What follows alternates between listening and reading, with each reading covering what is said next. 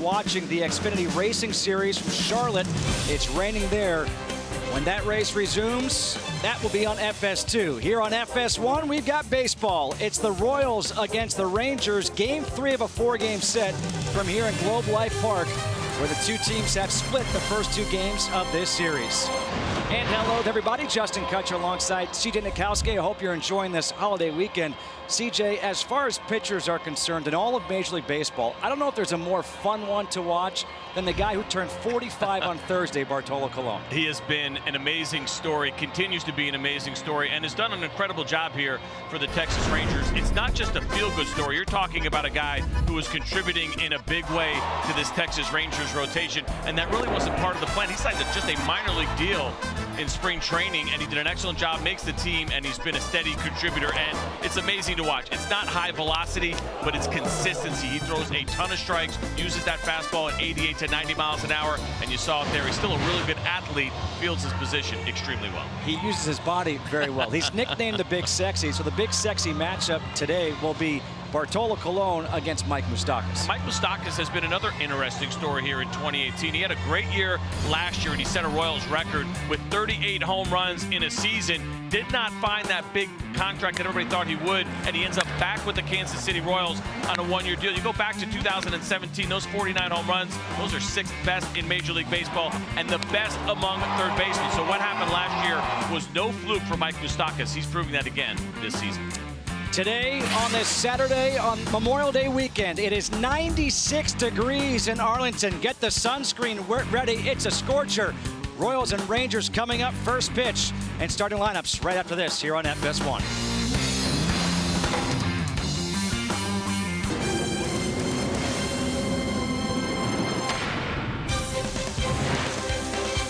Back here at Globe Life Park in Arlington, Texas, on a steamy, sunny Saturday afternoon. Look at those kids with the shades. That is awesome. They've got style. Trying to keep cool here on this hot day. We're all set for some baseball between the Royals and the Rangers here on FS1. A look at the lineup for Ned Yost and the Kansas City Royals entering this game 17 and 34. John Jay will lead things off. Whit Merrifield in center field bats second. Mike Moustakas will bat third. Salvador Perez cleans things up. Jorge Soler in the 5-hole. Alex Gordon will DH and bat 6th. Hunter Dozier at first. Ryan Goins at second. And Alcides Escobar at short, rounding out the order. The numbers on Bartolo Colon for the 45-year-old, a 3.51 ERA in 8 starts, 10 games overall, 56 and a third innings. But how about that? Just 5 walks in 56 and a third innings. An absurdly low number, and we'll take a look at the pitch arsenal for Bartolo Colon, and this is even more absurd. A ridiculous amount of fastball, 68% on the 2-seamer, another 15% on the 4-seamer. You'll see the changeup and the slider once in a while, but it is all about the heater for Bartolo Colon that sits 87 to 90 miles per hour. And the first pitch to John Jay. Misses for a ball. 1 ball and no strikes. Jay in the air to left field. Joey Gallo looking up into that sun. Gallo back by the warning track made that one a little bit more difficult than it had to be. Well, it's a high sun. And you see, of course, Joey Gallo's got the glasses, so the sun wasn't an issue because he's got them right now. And you see him kind of talking about what he saw on that spin, and now maybe a change of mind as far as what he's going to do with those glasses. Don't the glasses have to go on? Well, right there, what you saw at the very end, right? If you watch that replay right there, you see his eyes are in the shade the entire time from his hat. It was at the last second when he looked up that he realized that, you know what, maybe I need to put these glasses on because the sun did indeed get in those eyes. Whit Merrifield takes the first pitch. Low and outside for ball 1. Joey Gallo can take a cue from those kids we saw with the Oakleys on right behind home plate. It's better that they have him on. I see more kids leave him on their hats. Drives me crazy as a parent. You go to the field and, you know, it might be a night game, could be cloudy. Everyone's got their glasses on their hats, but not those guys. Well done, fellas. 2 balls and 1 strike here to Merrifield. By the way, I blame Jose Bautista for that. Remember the home run derby a few years ago, maybe more than a few years ago. He participated in the home run derby with the Oakleys on the hat the entire time. I swear the next day at every Little League park, there they were. By the way, Gallo's glasses, they've stayed on top. Well, he's got the eye black, and listen, he doesn't have them out there as a fashion statement. He's got to make a decision on whether or not he believes they're going to help, and he thinks he'll be better off without them. 3 balls and 2 strikes here to Merrifield.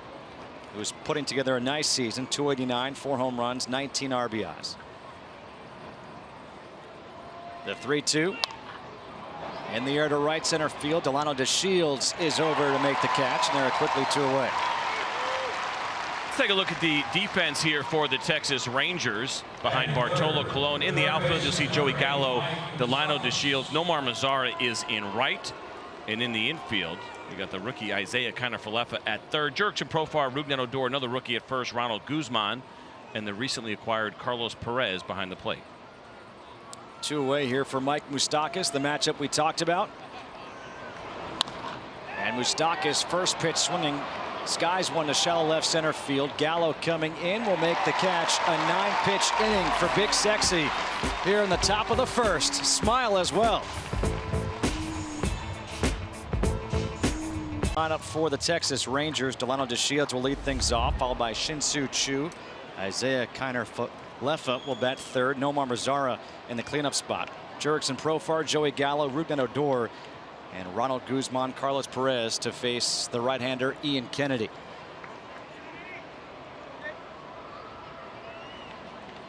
And the first pitch to DeShields is a fastball in the outside corner for strike 1. DeShields on the season, 234, 2 home runs, and 7 RBIs.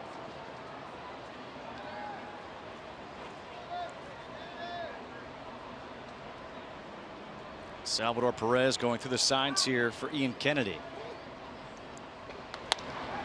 DeShields to center field. Whit Merrifield is there, 1 away. The numbers on Ian Kennedy this year, they don't look very good. He got off to a pretty good start, but the last 3 outings have not been exactly what he'd hoped for. No, it's been a struggle. The overall numbers not very good. You mentioned the last 3. He's got nearly an 11 ERA. Here is the pitch arsenal for Ian Kennedy. 55% fastball. He's got the changeup, the slider, the curveball. He'll mix in that 2-seam fastball every once in a while, and the fastball sits right around 92 miles per hour. But 8 of the 9 home runs he has allowed have come on fastballs this season. First pitch to Shin-Soo Choo stands him up a little bit. 1 ball and no strikes. Choo on the season, 259, 7 home runs, and 22 RBIs.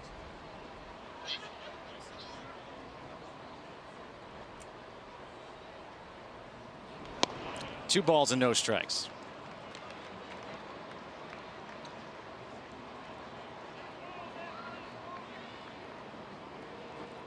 Two 2-0 the count here to Choo.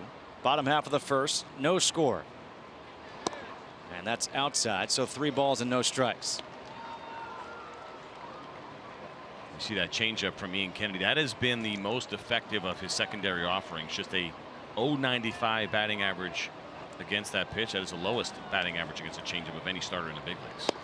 But a 4-pitch walk issued to Choo with 1 away here in the first. Time now for the Ford keys to the game. I had a little Beatles fun today. Why not? All you need is glove if you're the Royals. Defensively, they have been very good this season.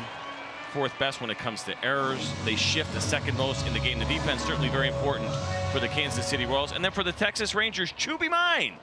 Shin-Soo Choo has been on a really nice run over his last 11 games. Make it 12 straight now for him where he has reached base. And the on-base percentage nearly 500 over that clip. Isaiah Kiner-Falefa at the plate. Kiner-Falefa, his numbers 259, 2 home runs, 16 RBIs in 38 games for the Rangers.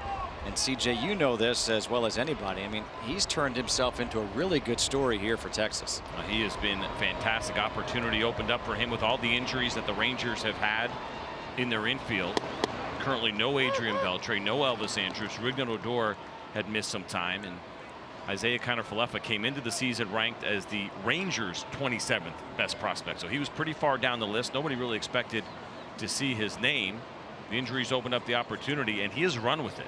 Defensively, he has been fantastic. He's put together quality at bats and plays the game extremely hard. Down the right field line towards the seats, and this will reach the seats.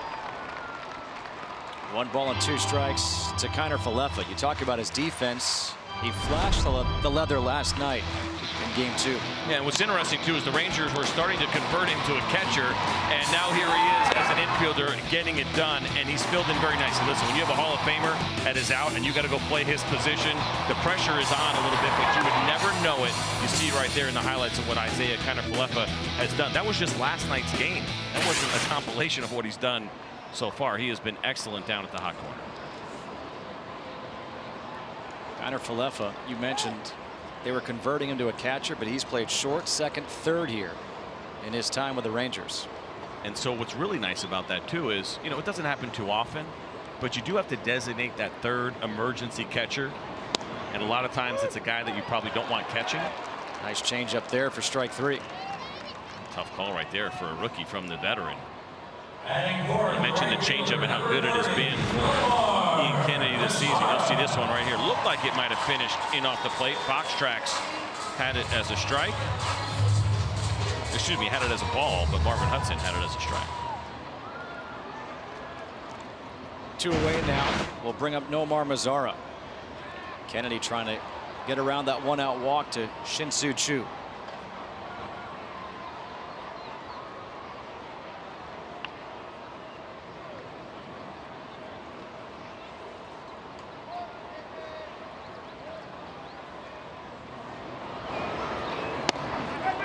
Salvador Perez thought about a snap throw back to first, and that pitch was called a strike, and Mazara can't believe it. So that's back-to-back pitches that the Rangers don't like the call from Marvin Hudson.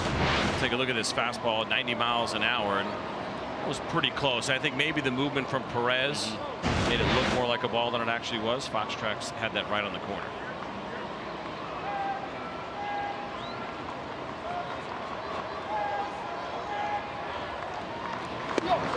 That will be a ball as it stands up. Mazara, 1 ball and 1 strike. Nomar Mazara has been a bright spot for the Rangers this season. You see the overall numbers there. 9 home runs already this month. That is second most in the American League. But all the numbers coming up, the power numbers for a guy that hit 20 home runs in each of the last 2 years. See the 12 so far this year. That pace closer to 30 plus in 2018. The 1-1 from Kennedy is pulled foul. 1 ball and 2 strikes. And you think about it, I mean, he's just 23 years old. Yep, really young. He's been in the big leagues now. This is his 3rd year. Comfortable. Yeah, they call him the Big Chill, and it's based on kind of the personality. And you see where he ranks among players active under the age of 24. You talk about his age, and there he is across the board, right behind Carlos Correa in all those major categories. Pretty good guy to be behind. I think Carlos Correa is going to be a perennial MVP candidate over the course of his career.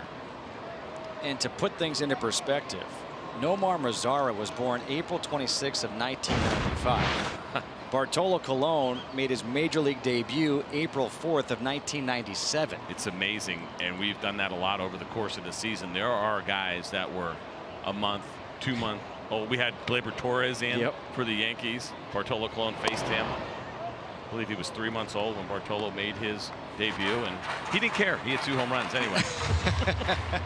So what you're saying is he did not respect his elders. He certainly did not. Although Bartolo hit him once too, but he didn't look up at him. So in that sense, I think maybe he took it a little bit. I don't think there was any intent behind it, but a fun moment between old and new. And you see Bartolo Colon a little different than every starter, right? Doesn't get locked into the corner and keep to himself. He doesn't mind having a conversation on game day.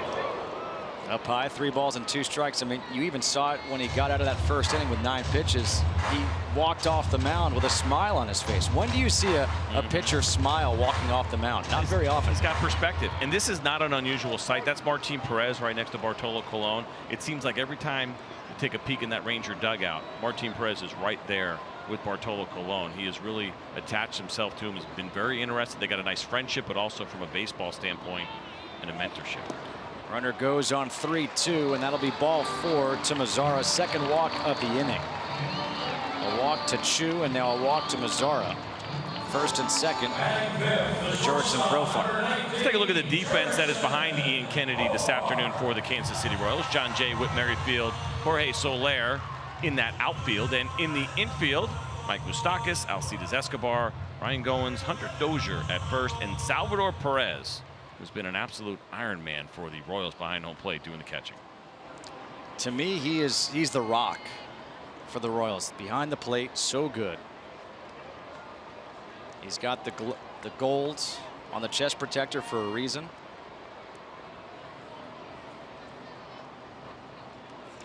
Jerickson Profar, the switch hitting shortstop. First pitch swinging, pops one up after a walk. Escobar. He is there to make the catch and end the inning. We're through one, no score, Royals and Rangers.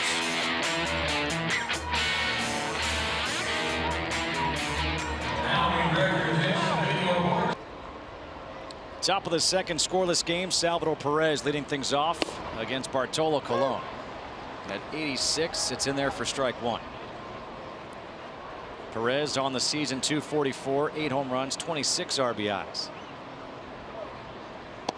0-1 is high and outside, 1 ball and 1 strike.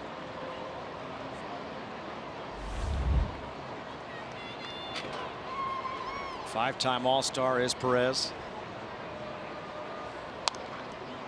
Fouled back, 1-2. How good has he been since 2013? This is where he ranks among catchers. It's really been unbelievable. And go back to that World Series year and even the year before that when they went to a Game 7. The amount of innings that he caught, he set a record in Major League Baseball. Of course, the postseason is much longer now than it ever has been. But for those total innings, it's really tough to get him out of the lineup when he is healthy. He wants to play every day. We'll see whether or not they start him again tomorrow. Back-to-back day games here for the Rangers and the Royals. And as you mentioned, it's warm. Ground ball to third base. Connor Falefa, one away.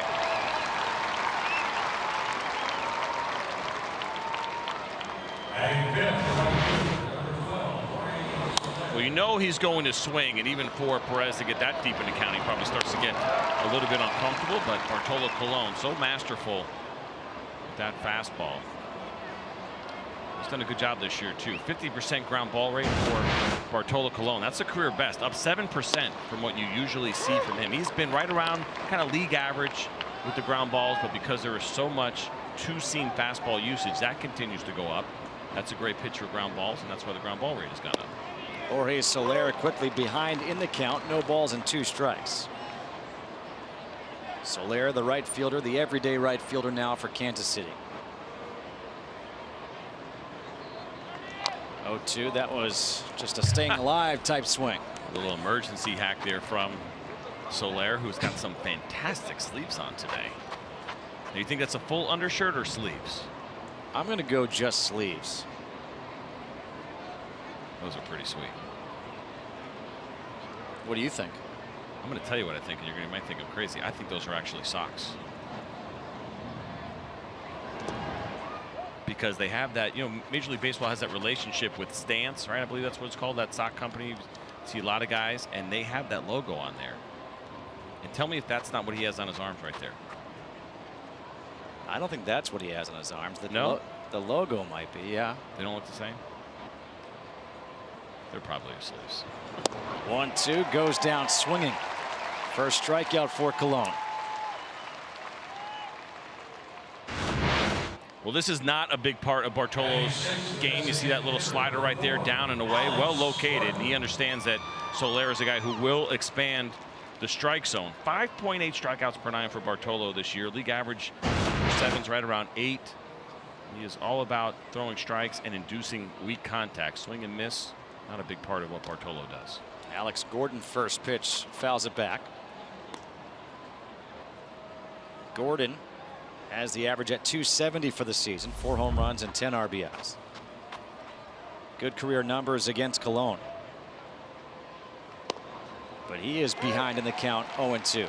Alex Gordon did not like that call, and I will tell you right now, if Bartolo Colon can get that with somewhat consistency, that pitch that's a couple of inches outside, especially with the 4 lefties that are in the lineup tonight, excuse me, this afternoon, it'll be a good day for Bartolo Colon. He goes right back out there, and this time Gordon, a veteran, not trying to chance it, fouls it back. It's been a nice bounce back year for Alex Gordon. The last couple after he signed that deal to return to the Kansas City Royals did not go very well at all. It's good to see him kind of get it going again, back to where Royals fans remember him. Too far outside, 1 ball and 2 strikes. Yeah, I mean, when he signed that deal, you thought this is good for the Royals. It's good for baseball to keep a guy who's a local, basically, hero. The 1-2, got him on the inside corner, looking with the two-seamer. So back-to-back strikeouts for Cologne to end the inning. We head to the bottom half of the second, no score.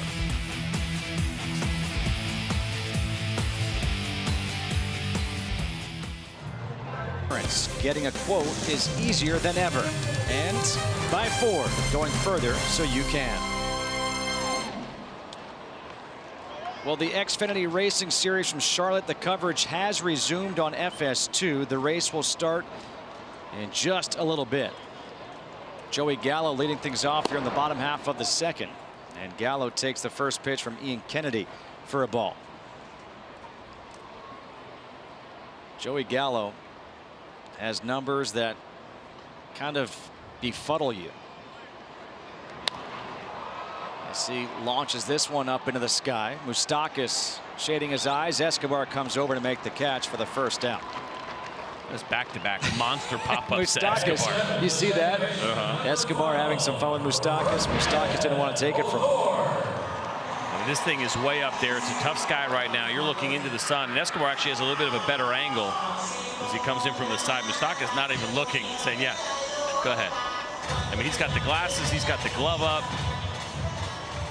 Let somebody else have to deal with that. What was the launch angle on that? About 78, 79 degrees. Rougned Odor at the plate. Odor has been struggling. Hitting just 193 with a home run and 11 RBIs. 64, the official launch angle on that pop-up. So you over-exaggerated is what you're saying. I did. I wonder. That'd be a good one to find out. Highest pop-up. I mean, can you go? You should be able to go 90. You actually should be able to go more than 90, right? If you foul it like to pop up to the catcher. Yeah. Should be more than 90, I believe. Well, it depends. That's the angle of the ball, not the angle of the bat, right? Good point. Yeah. Maybe it's tough. It probably would be pretty tough to get over 90 without it being a foul tip. Right? Yeah, I don't think you can launch one 90 degrees with your bat. That always becomes a question too for me. Are we taking that angle based on the angle of the bat, or are we just saying perpendicular from the ground? I think we're focusing too much on launch angles. Where's the protractor when you need it? No balls and 2 strikes. Here to Odor. And Odor to the shift. Nice backhand play by Goins for the second out. With Ronald Guzman coming up, this is a good opportunity to introduce you to this young man who over his last 4 starts has hit 4 home runs. You see 8 RBIs as well. He's done an excellent job. He got an opportunity as well because of the injuries. The big, tall left-handed hitter first baseman. He's got some power. He's made some adjustments already since he's been here in his stance, but pleasant young man, excited to be here, doing a really nice job for the Texas Rangers. 226, 6 home runs, and 20 RBIs for Guzman. And essentially, the reason you see Joey Gallo in left field is because of what Guzman has done, and he's been here now and trying to figure this lineup out.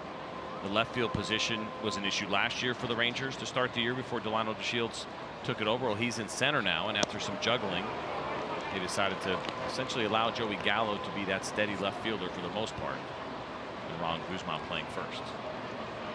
Certainly swinging a hot bat as of late. 5 home runs in his last 11 games. The 1-1 from Kennedy. Missing inside, 2 balls and a strike. You think about the young guys getting opportunities. It's Guzman, it's Kiner Falefa, Jurickson Profar playing a lot now. And it's nice to see. It creates some excitement here for the fans, seeing these young guys come up maybe ahead of schedule, with the exception of Profar, and performing. And then you combine that with Mazzara, who is young and still performing. Well, it's interesting because you'll hear from Ranger fans sometimes and they get discouraged and they say, well, you know, what do we have in the minor leagues? And at the lower levels, there's some good things happening for the Texas Rangers. At the upper levels, they're a little bit more thin. The reason that is because these guys are here now and you get to see them on the field. And not everybody can be, you know, Ronald Acuna, who's been on fire with the Atlanta Braves. And there's some other young players, Gleyber Torres, some top prospects that are just killing it right from the get-go. There's been some good things happening, but not quite to that level just yet. A 1-2-3 inning for Kennedy. No score at the end of 2. It's here for future baseball stars, the 2018 Major League Baseball Draft. Coverage begins Monday, June 4th on MLB Network and MLB.com. Hunter Dozier will lead things off, and he takes the first pitch for a strike. So let's flash back to when you were drafted, a first-round pick, Mr. Nitkowski. Yeah, I think I got a couple people fired because of that when it was all said and done. Yeah, I said if you're going to trick them on any day, trick them on draft day. It's a good time to trick some folks. No, it's a big moment for a lot of kids around the country, and thinking about high school kids and college kids and what potentially could be right now. It's an exciting time, and it could be a little disappointing as well for some guys that either don't get drafted or go later than they expected. You know, I love that EK story. You ever talk to Eric Karros about the day he got drafted? No. Oh, it's a good one. That is a good one. Obviously went on to become a great big leaguer, but went a little lower than expected. Rookie of the year, as a matter of fact. Yeah, 6th rounder, became a rookie of the year.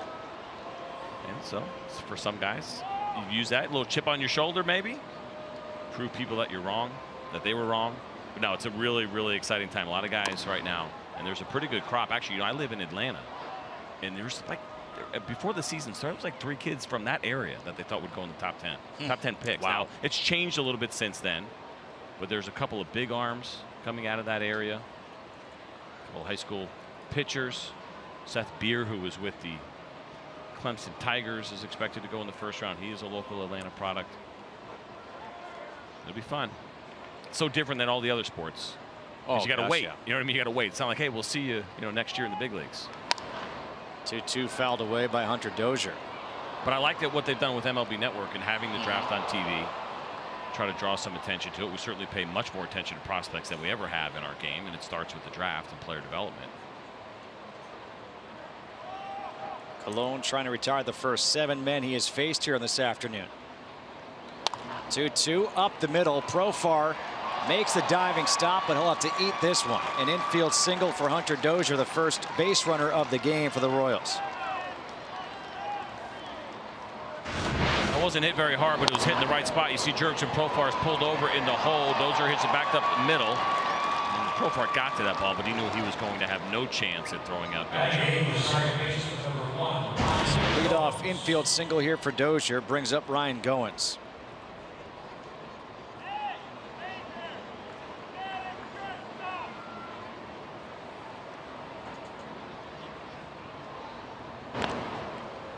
A check on Dozier, who has not attempted a stolen base yet in 11 games this year.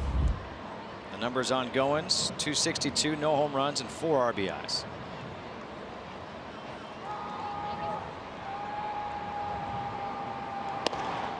On the outside corner, first strike. As a former pitcher yourself, how much fun is it to watch a guy like Bartolo Colon, who's not going to overpower you but has that pinpoint location? I think for any baseball fan, it's fun if you really kind of dig in, and there's certain guys you like to watch. Bartolo Colon is unique in that respect. His age makes it all the more fascinating as well. But think of like a guy like Kyle Hendricks with the Cubs, or your non-high velocity guys, Josh Tomlin. They're always fun to watch. Greg Maddux during his career, yeah, he used to throw hard in the beginning, but when he really settled in to the greatness of Greg Maddux, it was all about fastball command and his ability to put balls on the corner, just off the corner, move the ball in and out. And Bartolo Colon has that kind of fastball. And every once in a while he'll do that to you right there and pull the string. He knows, it seems like he just has such a knack for picking the right spots to do that. When do you go to the changeup? And a lot of times you would think, well, that's not going to be near the bottom of the order, right? He's going to continue to throw a ton of fastballs like he always does.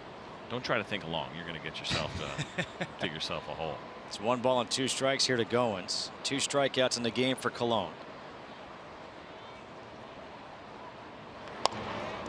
Slow ground ball. Profar has to go to first for the out. That was the only play. 1 away.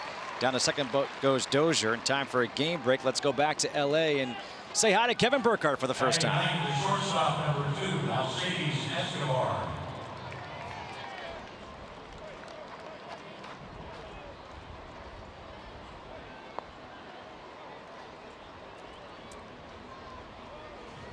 All right, thank you very much, KB. Back here in Arlington. 1 away.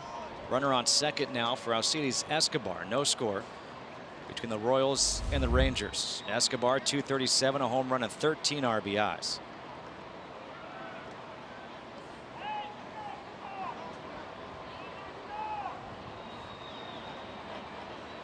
Colon checks back at second. Escobar, first pitch, lines one to left. Gallo will come up, and he will make sure the runner holds at third. First and third after the single by Alcides Escobar. Yeah, between how hard this ball was hit and the great arm strength of Joey Gallo, that is a smart hold of Dozier at third. There's a good look at the two-seam fastball. This one elevated a little bit, which gave Escobar that opportunity to line that ball in the left field, but it got there in a hurry. Dozier actually even waited just a little bit to make sure that Jurickson Profar had no chance of catching that line drive. A lot of people around here would love to see, just for fun, Joey Gallo get on the mound and let it fly a little bit. Was it Aaron Judge went 100 miles an hour the other day from the outfield? Wouldn't mind seeing him toe the slab.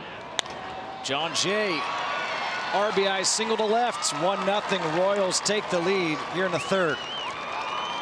So after not giving up a hit or a walk in the first 2 innings, 3 hits now in this third inning and 1 run in. Center fielder Whit Merrifield. John Jay for me has been highly underrated over the last few years, and he gets himself a pitch that is up in the zone. That's twice now for Bartolo Colon, where pitches have been elevated unintentionally that have turned into base hits. But John Jay, since 2016, batting average at .293. That is 6th best among outfielders in all of baseball. Never would really think about putting him in that kind of company. Now, of course, he's a guy that doesn't slug very much. He's got the worst slugging of that crew. You also wouldn't think 293 would be 6th best. Yeah, that's true. Batting average, we're in a different spot now. I'm sorry, it's 4th worst slugging amongst the group at just .374.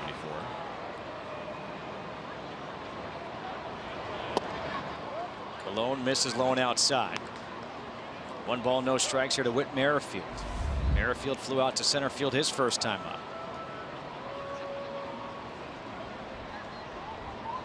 The Royals put together 3 hits in a span of 7 pitches against Colon to take the 1-0 lead.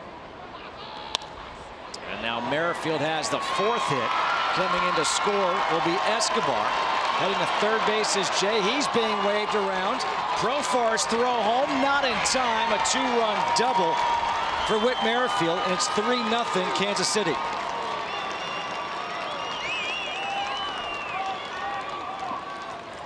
Things turned quickly here for Bartolo Colon, who was locked in, but after back-to-back first pitch singles, now it's a 2-pitch at bat, and so within 4 pitches, 3 hits, and runs on the board now for the Kansas City Royals. Whit Merrifield has done a really nice job with this club, and you can see why.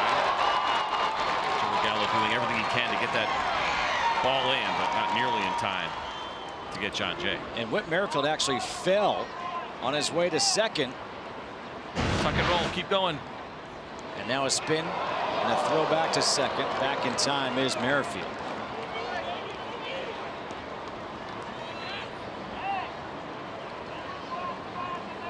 You talk about Whit Merrifield. We mentioned before Isaiah Kiner-Falefa, how versatile he's been. How about Whit Merrifield? I mean, you could put him virtually anywhere on the field for the Royals. Well, it's amazing that they have him in center field. He hasn't played out there very much. He's played some outfield. It's a great job at second base. And he's another good story, kind of late bloomer, taking advantage of an opportunity. For 3 years, he was on the 40-man roster of the Kansas City Royals. Did not see the big leagues. And before the 2016 season, was exposed to waivers. Anybody could have taken this guy for virtually nothing. He was passed on by all 29 teams, signed back with the Royals, and since then has really taken off. Check this out right here. 20 home runs, 30+ stolen bases going back to the beginning of last year. Look at the names on that list. Merrifield right in there with Trout, Betts, Tommy Pham, who's been incredible. Of course, the MVP, Jose Altuve. Very impressive company. Moustakas takes the pitch down low. 2 balls and no strikes for Moustakas against Colon. The Royals 3 for 3 with runners in scoring position this inning. They've got 3 runs in the inning. 4 hits and still just 1 out.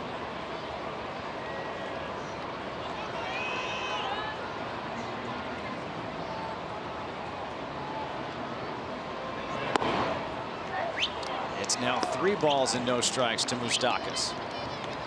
Now this is something you don't see very often. Bartolo Colon really knows how to fill up the strike zone, and now they're going to go with the intentional walk. I like that. I think that's a smart play right there. The lefty and Moustakas up and behind in the count 3-0. Save pitches, save making a mistake, and now face Salvador Perez with a chance for an inning-ending double play. And for a guy that goes hacking early, and so if Bartolo Colon can locate that 2-seam fastball or even the slider below the zone, there's a really good chance you'll get that ground ball pretty early. Again, a look back to second, and Perez has grounded into 8 double plays on the season. Perez grounded out to third base his first time up. Colon trying to get out of this inning here, having already given up 3 runs.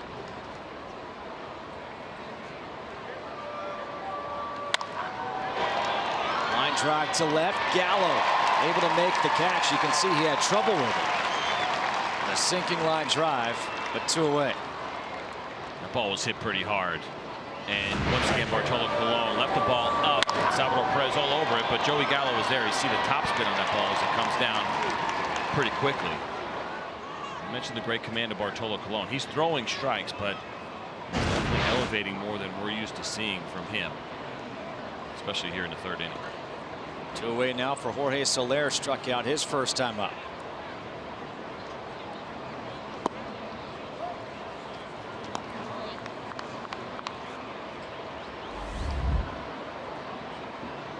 The overall numbers on the season for Soler have shown improvement, been struggling as of late.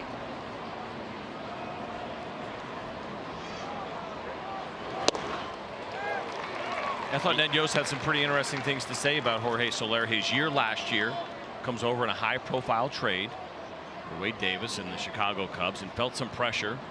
He felt that he had to really perform. He said when he was in the minor leagues and they sent him down a couple of times, he crushed it. The big league level, though, he looked a little bit stressed out, but this season has been a much different story. Big swing there, 1 ball and 2 strikes. We saw him strike out on a slider his first time up. Wonder if Colon goes back to that slider here.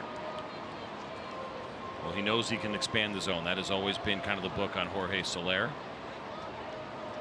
Leave that slider up, make a mistake, he can absolutely crush it, but away, off the plate, good chance for a swing and miss. A step off first.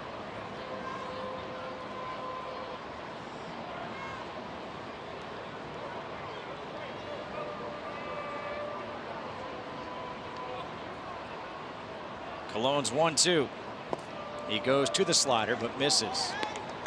And now 2 balls and 2 strikes.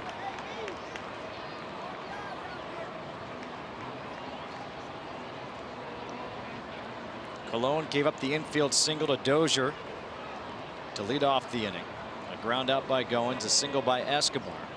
RBI single by John Jay, the 2-run double by Merrifield. And now he goes to an off-speed pitch to strike out Soler for the 2nd time today. But Whit Merrifield, a 2-run double, has given the Royals a 3-0 lead.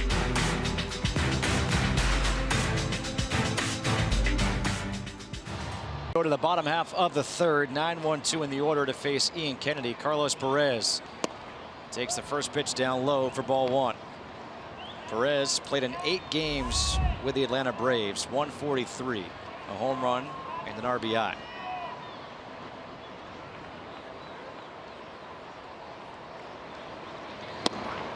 On the outside corner, 1 ball and 1 strike.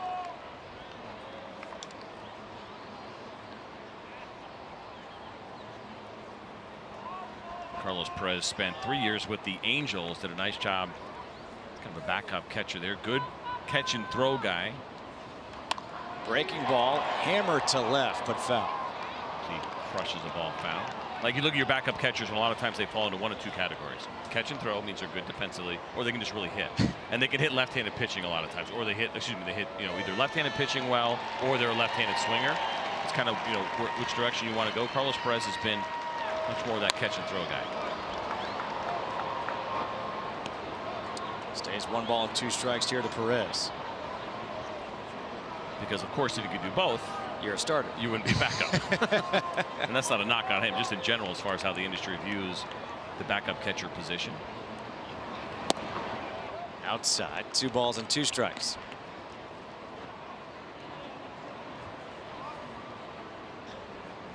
Who's the best hitting backup catcher that you can remember? That's a good question. Because almost all the time, they're really good defensively. 2-2 is swung and a miss. 3rd strikeout of the game for Ian Kennedy. Ian Kennedy elevates here.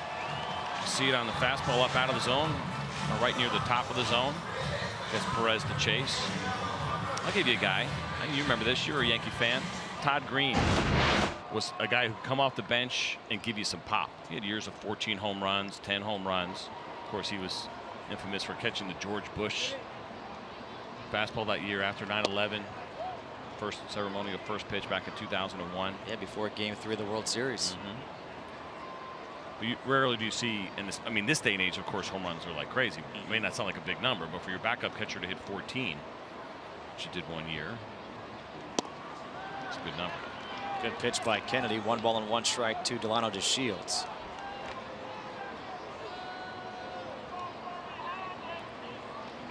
DeShields flew out to center field his first time up.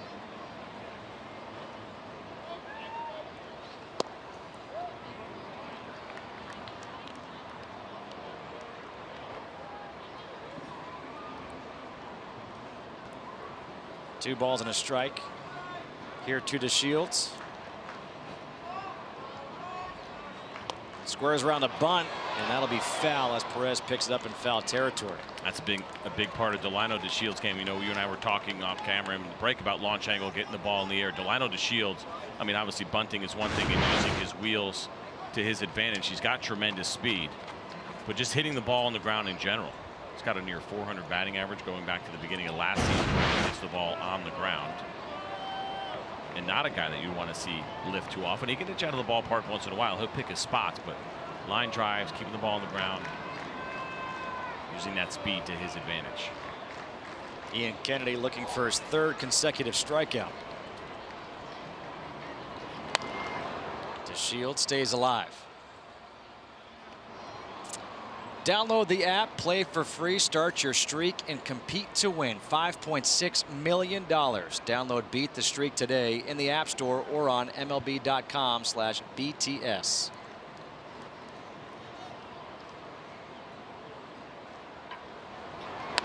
Another foul ball and a check swing here. It stays 2-2 to DeShields.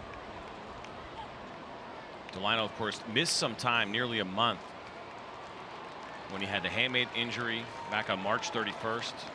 Had that handmade bone removed. Was activated on April 22nd. So just 3 games into the season, he had to go to the DL. So that's slowed his season down a little bit. Line drive center field. Merrifield comes on and dives. And Merrifield able to keep it near him.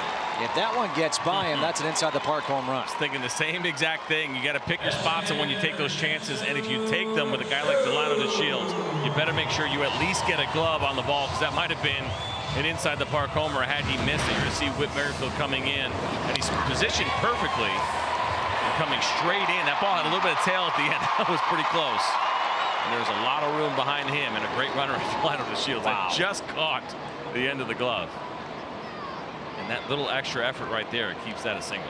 Soler was coming in as well. It wasn't like Soler was going to back him up. If that one gets by him, DeShields just keeps on running. Instead, it's a single. And that is the first hit of the game for the Rangers. And this is a fun matchup right here. Ian Kennedy has only allowed 1 stolen base, as you see Choo with the 14 walks, including today over his last 9.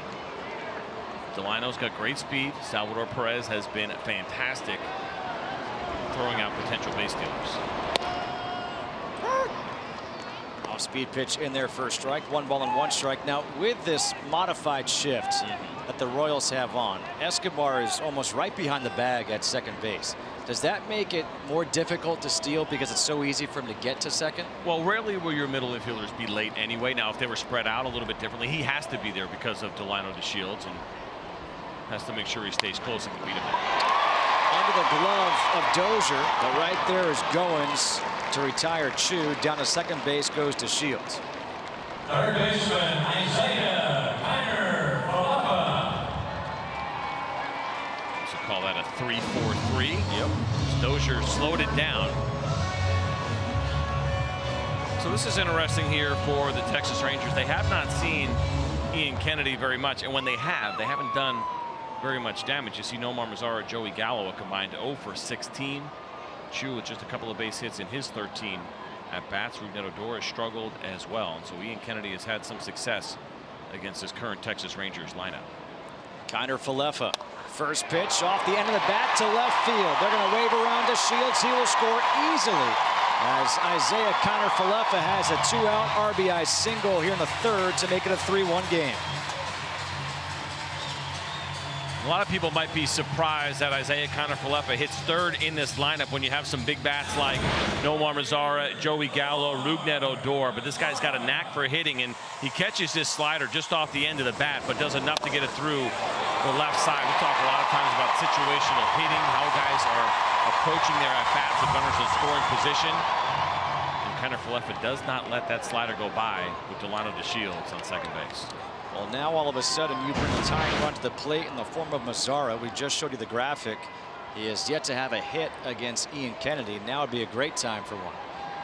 The guy who's got 12 home runs on the season. Walked his first time up. Pulls it foul. 0-1. Nice job by Steve Buechele down there at first base, jumping out of the way. Got to be quick. Base coaches, umpires, got to be on your feet.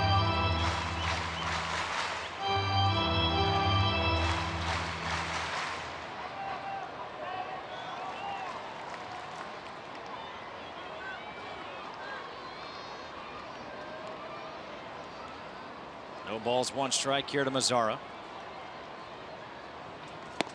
A big swing, 0-2. And you see Mazara offering it that high fastball. He has been very good on the fastball up. This 91-mile-an-hour fastball four-seamer gets by him. Looked like maybe that bat slipped out of his hand a little bit. You saw the way he reacted. No, he had it just at the very end of the swing. That was a Patrick Reed follow through like at the Masters. The helicopter finish. No balls and two strikes here to Mazara.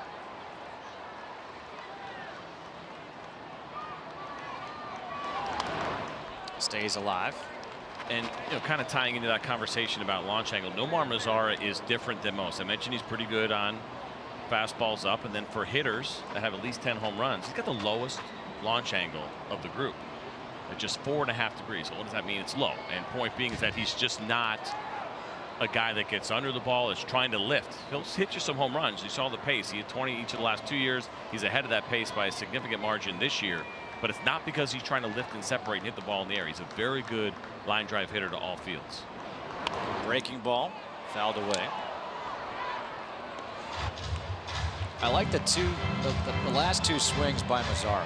He's got 2 strikes on him. They haven't been pitches that he could drive, and he's just trying to foul them off to stay alive. It's almost a little bit of a throwback in that regard, right? The state of the game now, we see monster swings with 2 strikes, even with runners in scoring position. There still are some guys that are trying to put the ball in play. Yes, strikeouts are up. There's some guys that get it. Still like to be short to the ball. Another 0-2 pitch. And this one actually catches the hand of Marvin Hudson.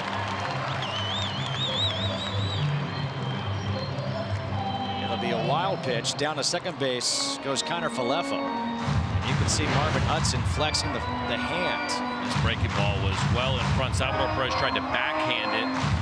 He couldn't get it, and it was one hop and caught that right wrist. Marvin Hudson, that could not have felt good. Good job by Kiner Falefa, 0 hesitation. So a runner now in scoring position with 2 outs. And with Kiner Falefa going down to second, that allows Dozier to back up at first. Give himself a bit more range against the lefty and Nomar Mazara.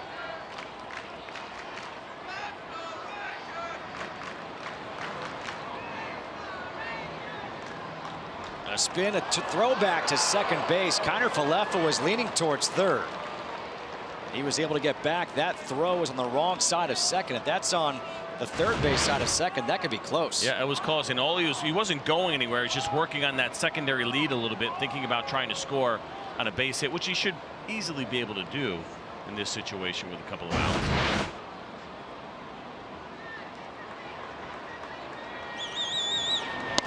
Two is inside. 2 balls and 2 strikes. A really good at bat right here by Nomar Mazara.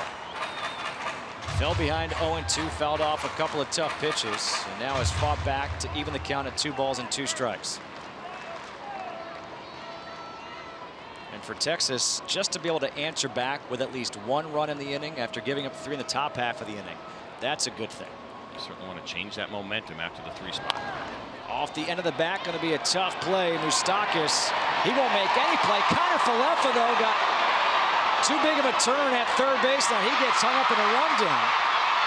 Kennedy runs him back to the bag, and that's where he'll be tagged out. So a mental mistake there by Kiner Falefa ends the inning between third and home, but it's 3-1 Royals.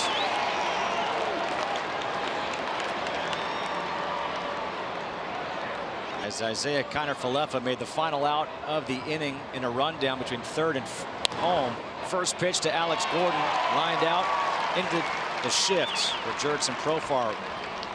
We're going to show you, we'll show you this replay and kind of what happened here as far as the base running. Look at Isaiah Kiner Falefa as he goes. I think he made the assumption that Mike Moustakas was going to try to make this play at first base, and so it was an aggressive turn, thinking that he probably could score in that spot, but instead Moustakas did not throw the ball. And so ultimately what they end up doing there is getting Kiner Falefa in that rundown. But I think it was an assumption made at that point on the slow roller that the throw was going to happen, and Nomar Mazara had a pretty decent chance at beating it out, and he wanted to try to turn that into a run. It's an aggressive play, but Mike Moustakas, the smarter player in that spot, realizing he didn't have a play at home, and just held on to the ball and checked the runner. And to me, again, Isaiah Kiner Falefa is a young guy. If that ball is in front of you as it was, you have to be able to read how hard it was hit off the bat and start thinking to yourself, you know what, he may eat this ball. He may not throw it. I got to at least look back to see what the play is going to be. Well, you never want to look over your shoulder. But that's your third baseman's job, your third base coach's job. As you're running, you never look over your shoulder to find the ball. Once it's past you, you trust your base coaches in that spot. Now you have a judgment decision to make, and the judgment decision there is based on the speed of the ball. One, do I think that he's going to beat it out? Is the throw going to go to first base? And would I have a chance to score based on that? My guess is he believed that the ball was going to first, and he wanted to try to be aggressive and score. But I would never want a base runner to look over his shoulder once he's passed the ball. So I'm not saying look back once he's passed the ball. I'm saying as he's rounding third base, knowing the situation, you take a glance and you could either see if he's made the throw to first base, and that's how you know you can go, or he hasn't made the throw to first base. I mean, he still has to turn his head, so he's going to take full speed to go. Now, you can trust and make the decision, like I said, Tony Beasley in that spot, which he allowed Isaiah Kiner Falefa to kind of make his own decision. It's a tough spot, and it's a really smart play by Mike Moustakas, because Mike Moustakas is a pretty aggressive player, and you would think as he's coming in and almost essentially playing shortstop at that point and thinking, I got to hurry up and make this play. And I think that's what Kiner Falefa was banking on, but a really heads-up play by Mike Moustakas not to throw that ball and then to pick up the runner. One away after the walk here to Hunter Dozier. And I'll tell you this too, knowing Jeff Bannister, and you spent plenty of time talking with him as well, at this level and the situation that the Rangers are in right now, you would much rather guys make aggressive mistakes than be timid. You learn a lot by making mistakes. You don't want to make them at the big league level. That is a situation where your average minor league third baseman is probably trying to make that throw to first, and it's a smart play to try to score. Have a little bit better feel for maybe what different infielders will be doing at the big league level.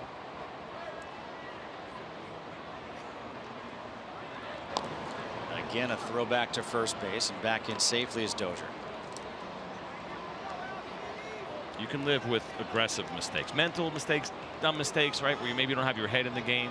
That's something that deserves a little bit of a talking to and reviewing, but aggressive, that's something you can work with.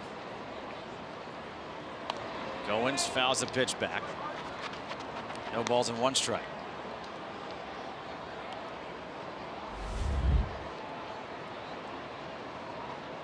Goins grounded out to shortstop his first time out. 1 away, top of the 4th, 3-1. Royals lead the Rangers. Bartolo Colon on the mound here for Texas.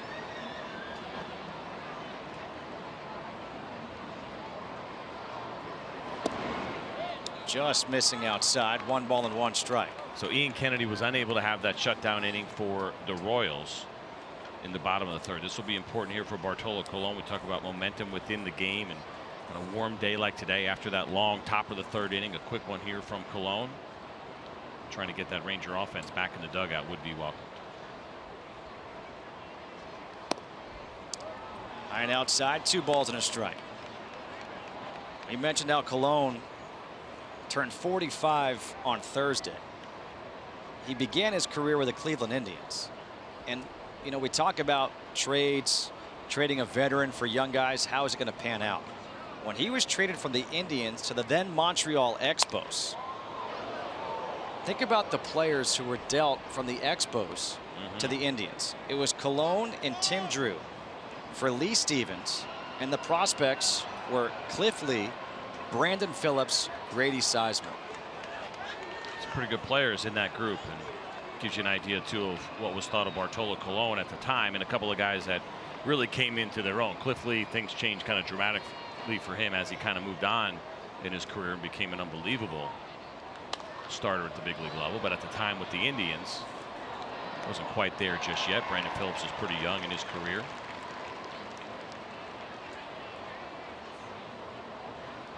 The trade happened on June 27th of 2002. The funny thing is that those guys were all prospects, and he has outlasted all those prospects.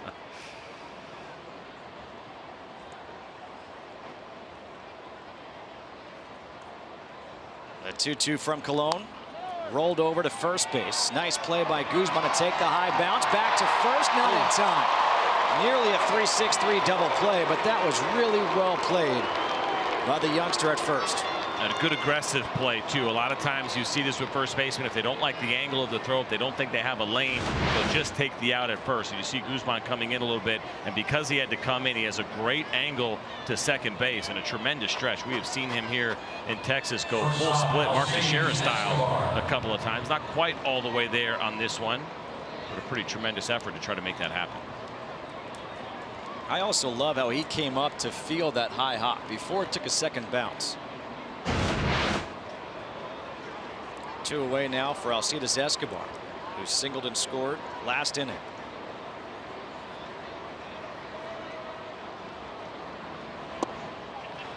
Nice off speed pitch there by Colon. 0-1.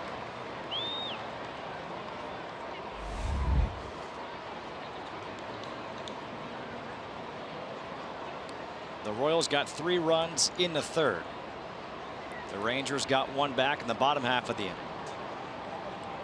And now 2 outs and a runner on first here in the fourth. Colon has been very focused on the runners on base today. He's not allowed a stolen base all year. So that's certainly something that's important to Bartolo Colon, keeping guys close, not allowing any runners to take advantage. Carlos Perez has done a good job. He's thrown out 1 of 3 potential base stealers, excuse me, 2 of 3 potential base stealers this year.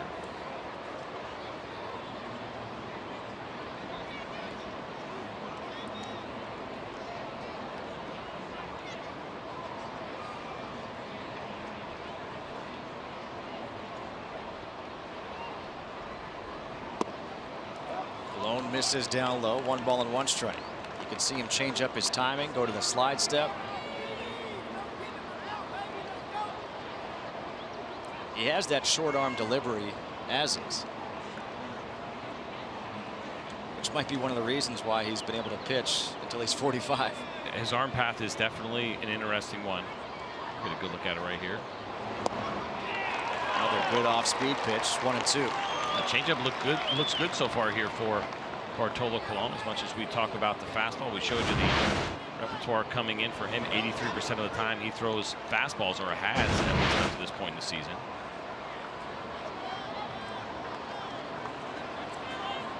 Colon at 64 pitches here in the fourth inning.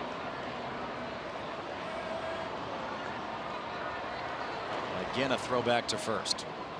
So I mentioned that number, at 83% on the fastball. So far this afternoon, just 69%. Slider usage and changeup usage is way up here through 3 2/3.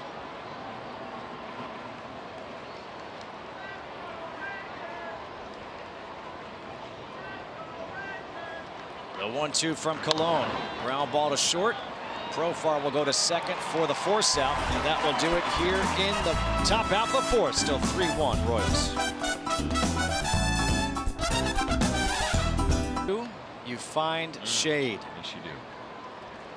3-1, bottom half of the fourth here in Arlington, Texas. It's a big league move right there. Yeah, Jurickson Profar will lead things off against Ian Kennedy. And he'll take the first pitch fastball for a strike. Profar popped out to short his first time up.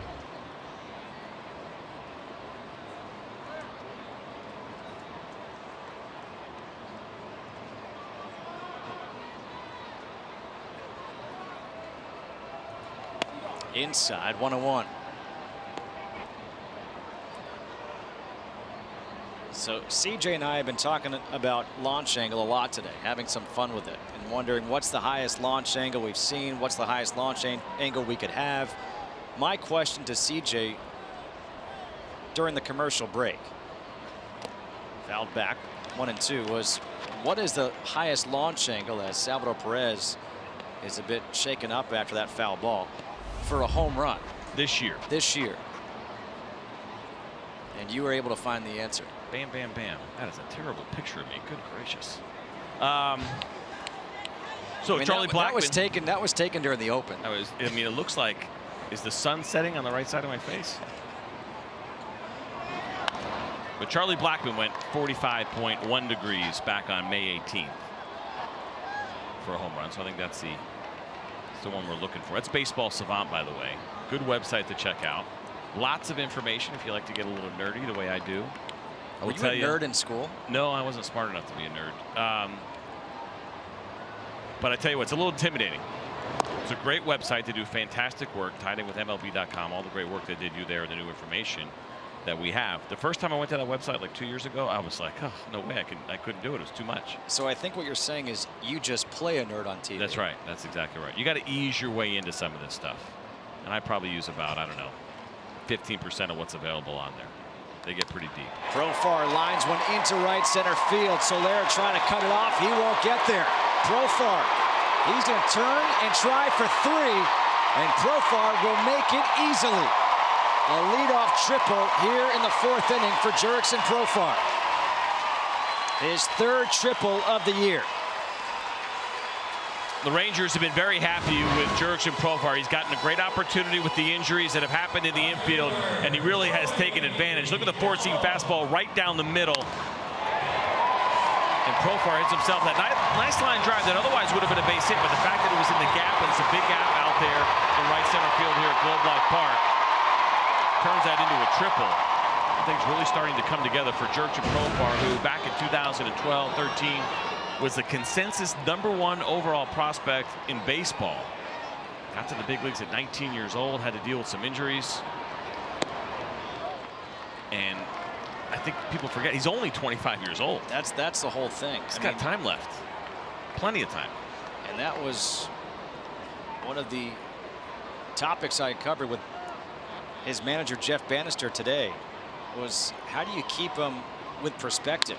As Gallo launches one to right center field. This one is off the wall. Coming in to score is Profar. You could see the smile on his face looking at that, being like, what? An RBI double for Joey Gallo, his 8th double of the year, 32nd RBI, and it's a 1-run game. And probably the longest double you can hit in this ballpark. And for Ranger fans, when they see Joey Gallo take this kind of swing and hit the ball that high in the air, they're used to watching those baseballs go over the fence. And even Joey Gallo thought that one was going, and caught by surprise a little bit that it hit the top of the wall. Everybody was surprised. The guys in the bullpen were surprised. Profar's surprised. I'm surprised. We're used to seeing a lot of those balls like that going into the upper deck here in Arlington. It's an RBI double. Nobody out for Rougned Odor. who's going to square around to bunt. He'll get the bunt down. Kennedy goes to first. Down to third goes Gallo. Time for a game break. Let's go back to LA and check in with Kevin Burkhardt.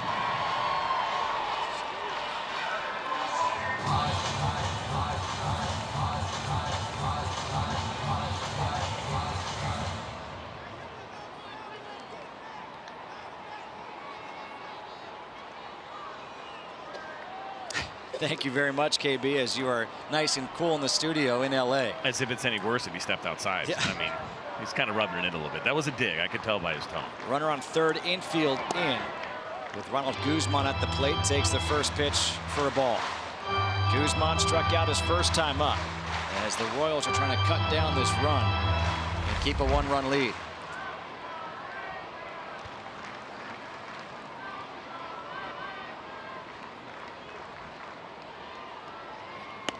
Up and in, 2 balls and no strikes. Guzman 219 with runners in scoring position so far this year.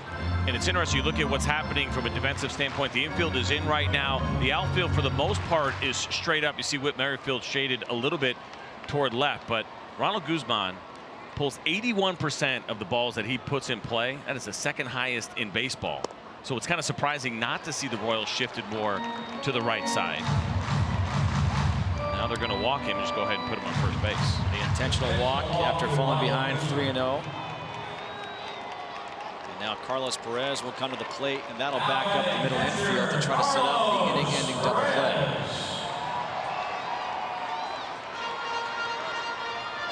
And I think what you saw with that sacrifice bunt from Rougned Odor is kind of the combination, because he has attempted to bunt for a hit quite a bit. He's a guy that gets shifted a lot. He's had some struggles this year. And he's brought the bunt back into his game. That was one of those can't lose situations. You go for it, you try to get the base hit. If it turns into a sack, so be it. You move the runner over to third. But here's how you counteract that. At the bottom of the order, walk the 8-hole hitter to face the 9-hole hitter. Now a safety squeeze put on. Diving play by Dozier. And back to third base goes Gallo. Nice play by Hunter. Dozier coming in, charging hard. 2 away. This is a really nice play and good hops by Dozier, and it is the safety squeeze. Joey Gallo at third just has to see the baseball down. That is not a suicide squeeze where the runner at third takes off, and really nice play there by Dozier. And seeing the ball in the air, of course, obviously a mistake in that situation, but also that it's even close to the line. For a safety squeeze, you just want to get that ball down. You're not necessarily shooting for the lines and trying to execute a perfect bunt. Joey Gallo's got good speed. He had a good secondary. Anything that was down, he would have scored on. 2 outs now. Runners on the corners for Delano DeShields, who's singled and scored back in the third. First pitch pops one up. First base, foul territory. Dozier over by the wall will make the catch to end the inning. But the Rangers get one back. It's a 3-2 game at the end of 4.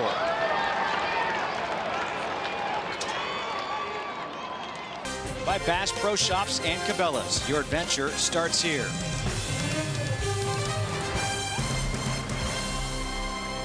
Top of the order here in the 5th to face Bartolo Colon. John Jay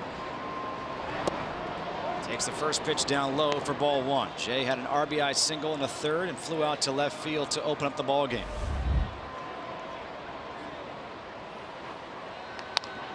Ground ball to first base, handled by Guzman. 1 away. Center fielder Whit Merrifield. Time for our Boost Mobile, flipping the switch. Take a look at Whit Merrifield and this ball that he hit back in the third inning, that 2 RBI double. Big spot, that drove in 2 and 3 for the Kansas City Royals, and that's where they stand right now with that 3-2 lead. 1 out for Merrifield. Pitch is low and outside for ball 1. The pinpoint accuracy with the location for Bartolo Colon has not been there today. Popped up, third base. Kiner Falefa now in foul territory. 2 away. Now you're right, it hasn't been the better version of Bartolo Colon, but he's out there battling too. That's the one thing. We talk about that all the time with pitchers in general, but especially starting pitchers. There are going to be those days, and Bartolo Colon knows this as good as anybody, where you're not going to quite feel where you're at your best. You make 30 starts over the course of the season, you're just not going to feel that great for all 30. The question becomes, for the ones where you're just kind of stuck in between, can you still compete? Can you find a way to battle? Can you make a big pitch when you have to make it? Bartolo Colon, for the most part, has been able to do that. See the pitch count for him now at this point at 70 through 4 2/3, and so it's been a little bit of a battle, but the pitch count is right in line, and he's kept his team in this game. Inside, 1 ball and 1 strike, and that to me is one of the big issues in baseball today. Is a lot of teams won't let pitchers battle through some adversity and learn how to win or battle without your best stuff. I agree. It's a really important point. Development of players, and there's a lot of protection of pitchers now more than ever, right? Third time through the order, having guys, when they're down in the minor leagues, not pushing them to well over 100 pitches, and you can never expect them to do that at the big league level if that's how you develop them. That's kind of where the game is at right now. Another pop-up coming in from third. Kiner Falefa makes the catch in foul territory, so an 8-pitch inning for Colon. We're through 4.5, 3-2 Royals. Isaiah Kiner Falefa will bat second in the inning following Shin-Soo Choo, who is 0 for 1, a walk, and he grounded into the ever popular 3-4-3 his last time up. And a slow breaking ball misses for ball 1 to Choo.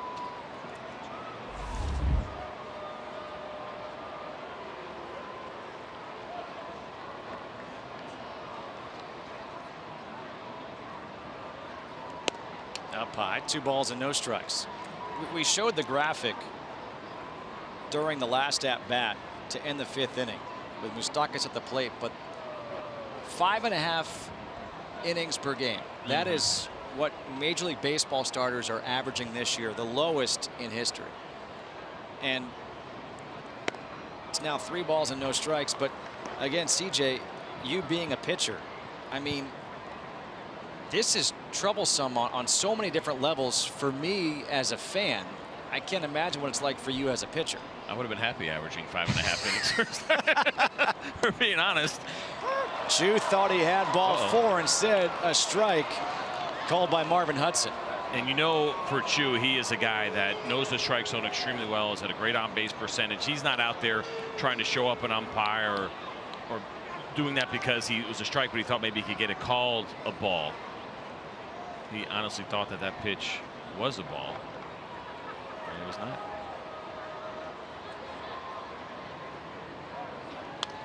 Fouled back, 3 balls and 2 strikes. But yes, it is an interesting trend. It's somewhat troubling, but the reality is, I think as fans, we just have to come to grips with it. It's not going to change, because it's not going to change, because teams, I mean, how many guys have we seen that get pulled out of games working on a no-hitter or a one-hitter, and that's discouraging. I want to see those moments happen. I'm with you. I want to see it. Did you see Doug Fister there, Jeff Bannister? But, for me, I just kind of come to grips with it because teams are now seeing the value of relievers. They're paying relievers now. They understand that value. They're not afraid to give a setup man $8 million a year. They're not afraid to carry that extra pitcher down the bullpen because they're going through. The Dodgers have really been on the forefront of this. Third time through the order has been an issue. They don't want to let their starters do it. Okay, but fine. Look at what the Dodgers are doing this year. Sure, they're struggling. 23 and 27. But they were a World Series team last year. They were a World Series team last year, but now their bullpen is spent. They've had some issues. Obviously, the Kershaw injury and guys not performing. Choo now strikes out after he thought he had a 4-pitch walk to open the inning. Listen, I'm with you. I would love to see starters go deeper in games. I just think organizations, generally most of them, have come to that conclusion that they think over the long term they're better off, especially as they develop these younger starters, that they're just not going to let them do it. I'm with you, though, but I'm just telling you where the game has gone, and I don't think you and I are going to be able to change that. Well, let me ask this question as Kiner Falefa steps in, had an RBI single his last time up. With starters going shorter and shorter, and the use of the bullpens being ever more prevalent, what do you think about cutting back from a 5-man rotation to a 4-man rotation? And then having your starters throw more? Just throw 5 innings. I mean, why are you paying all these guys to be starters when they're not lasting that long. I think if you get all of your starters on that program, Clayton Kershaw, Madison Bumgarner are still going to go long, right? Madison Bumgarner, when healthy, is still going to try to give you 115, 120 pitches, and he's going to try to complete a game. And Bruce Bochy's going to allow him to do that. That would be pretty tough for him to recover on 3 days rest in between. And if anything, the reality is, based on the trends that we're seeing in the game, we're going to go to a 6-man rotation before we go to a 4. It's going in the opposite direction. I understand what you're saying and trying to maximize that value, but we also saw league average starters this past free agency period make less money, right? Andrew Casher type guys that you kind of put in your rotation, were not getting the top dollar that we may have thought they were going to get. So the value of those average starters, league average starters, is going down. Called foul. Stays 1-2 to Kiner Falefa. But I get what you're saying, man. I mean, like the Max Scherzers of the world, right? The guy that, for Dave Martinez and for all his other managers that he's had in the past, hated taking him out of games because you're going to get a mouthful from him every single time because this guy expects to finish the game that he starts. But those guys that you mentioned, whether it's Kershaw, Verlander, Bumgarner, Scherzer, 2 balls and 2 strikes, those guys, Kluber, are few and far between. Yeah, there aren't more than 5 to 7 of those in all of Major League Baseball. No doubt. Cole Hamels right there sitting next to his pitching coach, Doug Rocaille. When the conversation had come up, Mike Minor goes back into the rotation here with the Rangers after being a reliever all last year. They talked about maybe 6-man rotation. He had 0 interest in that whatsoever. He said that's just not the way that was brought up. He wasn't being argumentative in the sense where he's being disrespectful. I think Jeff Bannister and the Rangers really appreciated the competitive attitude he took toward the idea of pitching less. He wasn't interested. And so the Rangers have tried to work around that and make sure that he's out there on what would be considered regular rest for him. He is a throwback in that regard. Lines back to Kennedy, who makes the catch. Wow. And now he can take a deep breath.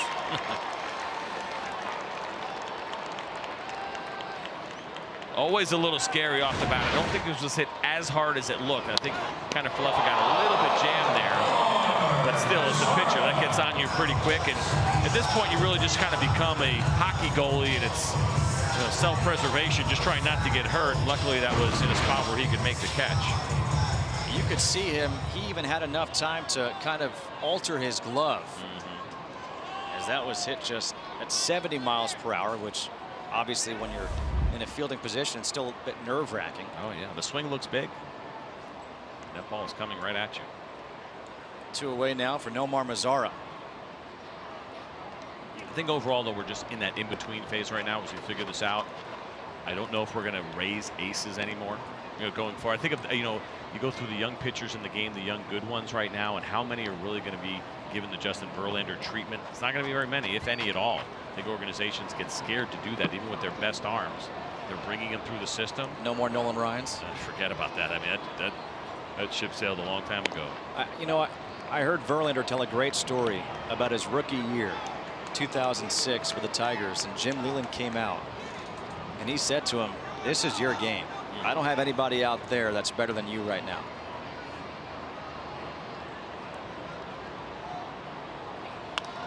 Mazara fouls it back, 2-1. Well, the reality is that if a bullpen is built to contend, a team is built to contend, they will have an arm that's better out there, that's fresher. And it doesn't even necessarily mean your closer or your first setup guy. These bullpens run really deep right now, and it's tough on those guys as far as how much they have to work. But I think teams are starting to see the value of that, and say give it another, I don't know, 6 or 7 years, and the complete games might be down to 0 in this league. 3 balls and a strike here to Mazara. What about if they were to put a limit on the number of pitchers you can have on a staff? Yeah, I don't love that part for me personally, as far as the commissioner's office stepping in, because the day that you're really thin in your pen and your starter gets knocked out in the 2nd inning that game, and all of a sudden you're forcing other guys to pitch because you're short on pitchers, you could change guys out, but that would cause more guys to get sent down and other guys to get called up because you're only allowed to have a certain amount of pitchers. I think that kind of puts you in a spot where you're making more roster moves than you maybe want to make. I mean, I can remember Greg Maddux late in his career, just the bullpen was used up and he just kind of had to wear it in a start, and he did it. Yep. And sometimes a starter just has to take it. He does. Doesn't happen nearly as much. It'll happen to a guy who's maybe not a priority. I mean, the reality is that not all guys are treated the same way on a roster. You're not going to let your young stud do that. Luis Severino, I know he's done it a little bit at times already, but using him, say, as an example, but maybe your third or fourth starter who's 30 years old, who's not a prospect and you're not in for a ton of money on, yeah, he may have to stay out there and give up an 8 or a 10 spot. 3 balls, 2 strikes to Mazara. 2 away here in the 5th. And Mazara fouls it back again.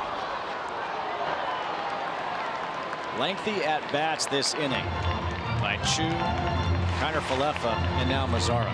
This is going to be the 8th pitch of the at bat. The first 2 batters each went 7 pitches. He's done a nice job, Nomar Mazara. This year has been a good one for him. Another 3-2. Is just fouled out of the mitt of Salvador Perez. So how about this, kind of along the lines of what you're saying? In the year 2000, 234 complete games. Last year, 59. This year we're up to 19 already, but I think we're probably within a decade of seeing single digits, and it's going to be extinct at some point. And I don't think that's progressing in a positive direction. No, we love seeing them. We certainly do it. You'll get a chance if you can keep it under 100, 105 pitches. With all the strikeouts in the game and the walks, it might be difficult to do. Fouled into the seats, third base side. 6 foul balls this at bat by Nomar Mazara. The 10th foul ball of the day for Mazara. See, we keep track of everything. That's right. That's feeding. Well, it goes back to what you were saying before when we were talking about Nomar Mazara's swing and how different it is with 2 strikes. How many hitters do we see in the game who take the all or nothing approach have struck out already or popped up? And how many guys who are hitting cleanup take the approach that Nomar Mazara is doing? Too many. A lot of those hitters end up hitting two-hole spot now, right? Mike Trout, Joey Votto. 3-2 to center field. Merrifield going back by the warning track at the wall, makes the catch. A nice play by the utility man, Whit Merrifield, out there in center field to take extra bases away from Mazara. It's still a 3-2 ball game.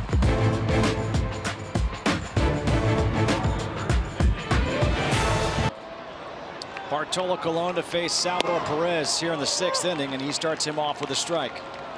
Perez 0 for 2 as he lined out to left field his last time up on that sinking liner, which Joey Gallo was able to catch. Outside, 1 ball and 1 strike.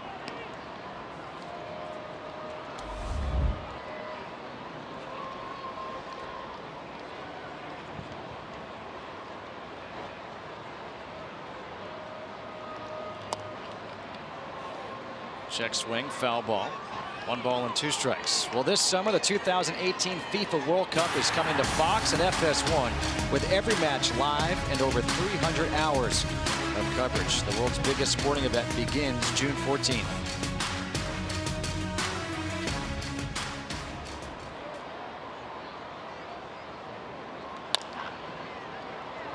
Perfectly played up the middle. Odor for the out. 1 away. So this was interesting. We mentioned guys making adjustments as they go along, as they get a little bit older. Bartolo Colon certainly has done that. Go back to 2011, just 42% usage on that 2-seam fastball. Now it's up to 68%. And it's interesting that it's completely opposite of what we're seeing in the game. Fastball usage is down almost 10% over the last decade. But for Bartolo Colon, as his velocity goes down, his 2-seam fastball usage has gone up. We talk about CC Sabathia, Felix Hernandez, right? Some studs that used to throw really hard as their velo has come down. They throw their fastball less. CC's done a great job with that slider and kind of reinventing himself a little bit. Well, Bartolo's angle has been more fastballs with excellent command, more 2-seam fastballs, and hitting your spots and getting guys to hit the ball on the ground. I mean, so much of what he does is kind of opposite or countercultural to what everybody else is doing. You know, it's funny because you mentioned, I mean, Bartolo Colon, when he came up, he was a flamethrower. And a couple of years ago, I got a chance to talk to him about that 2-seam fastball. And he said when, I think it was maybe his rookie year or second year during spring training, Greg Maddux pulled him aside. They weren't on the same team, but Maddux pulled him aside and said, hey, you might want to fool around with this. And he didn't do it then, but he kept it in his head. And obviously now, he's using that two-seamer a ton. That last pitch was a perfect example of that backdoor two-seamer at 87 miles an hour. Starts off the plate, comes back and catches the corner. There it is again at 88. And he wanted strike 3 right there because that was a really, really good pitch. This ball is a ball out of the strike zone the entire way. And that's what's amazing is the movement that he still gets. You can't teach that. You can talk about manipulating finger pressure and trying to turn the ball over a little bit, but it's not that easy for a lot of guys to do. And the movement that he gets on the opposite of his arm side, away to right-handed hitters, is incredible. The 3-2 to Soler. In the air, right field. Mazzara on the run, reaches up to make the catch.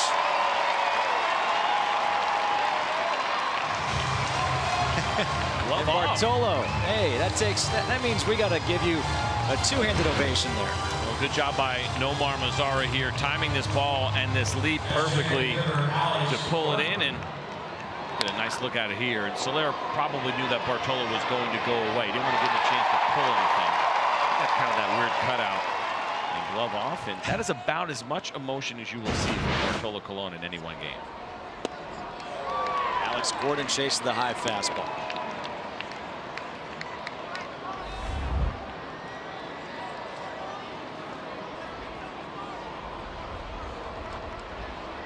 Colon has gone 5 2/3 innings. You think about it, he gave up 3 runs in the 3rd. He gave up 4 hits in that 3rd inning. He hasn't given up a hit in any other inning. And he doesn't have his best stuff. He's at 85 pitches. He's really looked stronger as he has gone along. And this guy that's gone deep into some games this year for the Texas Rangers. He's got 4 games of 7 or more innings pitched of the 8 starts that he's made. So in half of his starts, he's gone at least 7 innings. But the pitch count has never gone over 100. Got all the way up to 99 in one start against the Yankees. His last start on the 21st of May. Tried the breaking ball there. 2 balls and 2 strikes to Gordon. It's right there. 87 so far, averaging 93 per start. He did allow 4 home runs in that start to the Yankees. That's the 2nd start this year in which he's allowed 4 home runs. Gordon just able to foul off the off-speed pitch. 1 to the Red Sox and 1 to the Yankees. 2 teams that are swinging it pretty well this year. Colon has allowed 13 home runs on the season. But trying to get through 6 innings right now. And he will. Freezing Gordon. 92 on the gun. Another 1-2-3 for Colon. It's 3-2 Royals.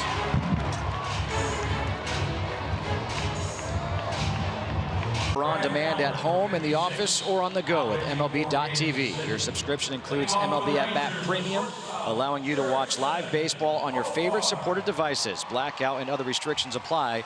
Visit MLB.tv for details. A new pitcher into the game here for the Royals. It is the right-hander Brad Keller, appearing on his 21st game. A 1.77 ERA. 13 strikeouts to 6 walks. And he faces Jurickson Profar to open up the 6th inning. Yeah, this guy's got a good arm. You saw that 94 miles an hour right there. The fastball will sit mid to upper 90s. Slider. He's got the changeup as well. Interesting, though, you see that high velocity, good movement, but doesn't get a lot of strikeouts. Just a 5.8 strikeout per 9 rate. That is well below league average. High ground ball rate, that's 61%. And he's one of these righties that does a very nice job against left-handed hitters. 185 batting average against lefties. Profar tripled and scored his last time up, and now he hits one to shortstop. Escobar has to backhand it and makes the play to retire. Profar 1 away. You can see we talked about the short arm delivery of Bartolo Colon. Brad Keller is the exact opposite. Long-limbed, if that's a word. And he creates unbelievable spin rate. That's another kind of metric that you hear a lot about Major League Baseball right now. He's got great spin rate on that fastball, which is surprising that he doesn't get more swings and misses. Gallo had the RBI double in the 4th to score Profar.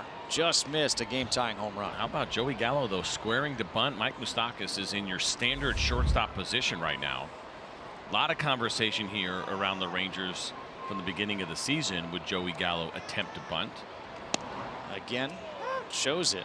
Pulls it back, 1-1. That's frustrating right there. There's a good look at the shift. But for Joey Gallo and having that idea, he felt like that 95-mile-an-hour fastball was off the plate. He's probably right. Unfortunately, it cost him a strike, though.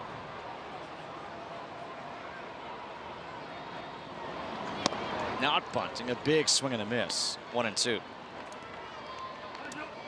I like at least the thought for Gallo to lay down the bunt. Yep. Now, it hasn't changed what the Royals are doing. It didn't cause Mike Moustakas to slide in anymore. Gallo entered this game with 75 strikeouts on the season.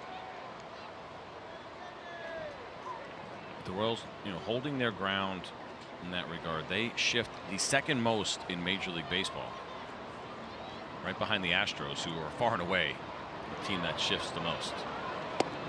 Check swing. Did he go? No, says third base umpire Jeff Kellogg. So we were having that conversation with Ned Yost before the game, and everyone uses different data, and they have their own proprietary information that they use. But what's available publicly or through subscription services, I said, yeah, you guys have done a good job. You're a +12 coming into the series with your shifts. And he kind of looked at me a little sideways. And Gallo works the walk. Kind of like, well, I mean +12. I said, well, it means you've taken away more hits than you've given up, because there are going to be shift-aided hits.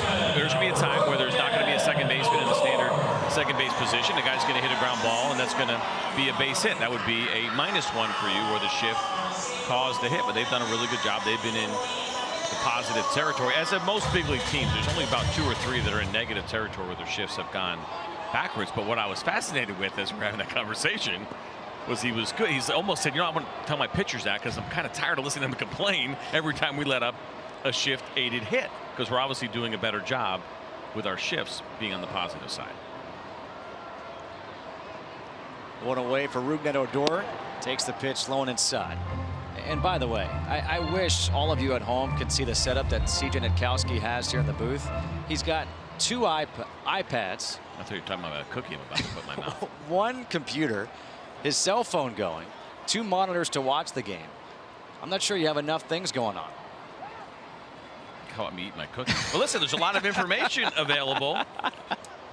He said he was putting the cookie. So it's changed a little bit for me. I've been scoring on my iPad now. This is where the nerd in me really comes out, which is a lot of fun to do. And I got my MLB at Bat app open on the other iPad, which you all better have. I got my Stats Pass open over here on my computer. Got some information. Look at the this. Screen. Listen, baby, and you got to be prepped around here. Got my Inside Edge scouting reports where I can dig in a little bit. Got to have the iPad that you can score on, of course, right there. Or you can have a book like this. Old school, baby. Although you do have the 4-color pen, which is pretty awesome. Doesn't quite put you. How many colors on your screen right now? As many as you want, buddy. As many as you want. Limitless. How many shades of red? Inside, 2 balls and 1 strike to Odor. Odor had the sacrifice bunt his last time up to get Gallo to third base with 1 out, but they could not get Gallo in. And I think it's only fair if we update the fans. How was the chocolate chip cookie? So it was average at best. It was a prepackaged cookie. It was not one of the homemade ones that Miss Wanda has here at the Texas Rangers Press Dining Hall. You go this late, you're not going to get the good stuff. You get the leftovers. Breaking ball in there for a strike, 2-2. And with this kind of temperature and the humidity right now, it's guilt-free. I mean, those calories will be gone by the end of this inning. You sweat them out. Yeah, they're gone before this inning's over. So you're saying you could do a boomstick right now? No. I'd be done. Out. You did it last year. Really impressive. 2-footer. 2 balls and 2 strikes here to Odor. Facing the reliever, Brad Keller. To left field. John Jay over to give it a look, and this is on top of the tarp. Stays 2-2. So I was discouraged because you didn't eat the boomstick here last year. You didn't eat the bread. You just went all the meat and the chili and everything else that was on top, and it was an impressive I was on feat. the protein diet. Yeah, you crushed it. But you seemed a little hesitant on what is all the rage at Globe Life Park this year, which is the Dilly Dog, which is happening right now, and so much so that they had to open a second stand because it has become so popular here. And that's the hot dog wrapped in a pickle. It's deep fried, basically corn dog style. And you got a little scared. I'm not scared. I will say this. The hot dog wrapped in a pickle does sound intriguing. Yeah. It's the deep fried part that I would rather not do. Runner goes, throw down by Perez. It's a stolen base here for Joey Gallo. Second steal of the year for Gallo. Well, that's certainly not what you would be expecting against Salvador Perez. I mentioned how good he has been at throwing out base runners this year. Just 6 of 13 have been successful. Make it 7 of 14 now, but you're thinking, okay, Delano DeShields, maybe Jurickson Profar, Isaiah Kiner-Falefa. Joey Gallo's got good speed, and he's sneaky with that speed, and he picked the spot. They might look at that. Did he pop off? He did. Was the tag still being applied? It was, but it looks like they're not going to challenge. And I'm happy they're not, because that's one of the things I dislike about replay. That's a potential tying run in scoring position with 1 out. That would be a big miss. They see that throw ends up on the third base side of second base. There's Gallo so his there. Foot right there. His foot kind of came off as it altered. Yeah, it's close. I mean, that's one of those where I think you just have to challenge. Here you are in the 6th inning. No doubt. Tying run, potential tying run. You certainly take a look. That moment is past. Instead, now 3 balls and 2 strikes here to Odor. Would you eat the dilly dog if I told you it was lightly fried? Does that help? Instead of deep fried? Maybe. All semantics. Like flash fried. Bounce to first. Backhand play by Dozier. He'll flip to Keller. And down to third base goes Gallo. 2 away. It was a really nice play by Dozier. He's done a pretty good job over at first base. To be able to catch that on the short hop the way that he did. And knowing if he misses that this game would probably be tied. Hard chopper. And you know you have to hurry too. Odor hustling it down the line. Very nice play and a perfect toss. Let me ask you this. With Guzman up, 2 outs, do you walk him to get to Perez? Well, it's not a bad idea. This guy has been locked in. We talked about his last 4 starts. He's hit 4 home runs. I think you go after him carefully, and if you fall behind, you walk him and go after Perez. Well, maybe they should have walked him, because Guzman hits it to the wall in right center field. We're tied at 3, and Guzman is in with an RBI double. First pitch.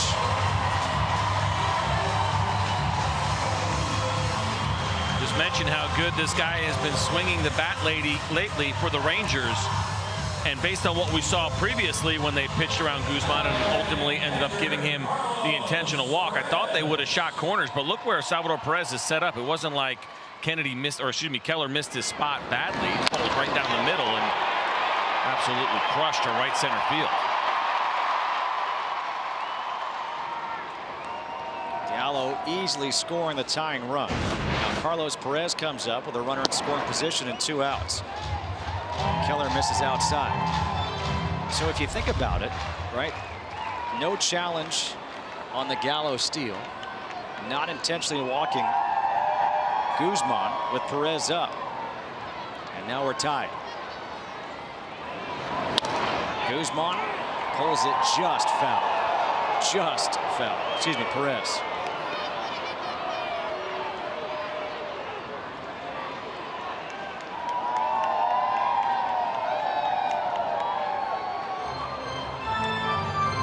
Game tied here now in the 6th inning. The Rangers have gotten Alex Claudio up in the bullpen just to start throwing. They've got Dozier, Goins, Escobar due up to the Royals in the 7th.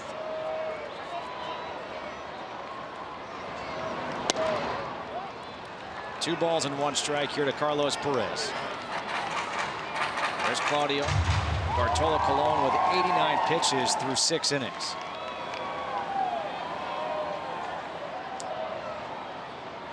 Just cruising, taking it easy. Almost seems like that heat is not affecting him at all.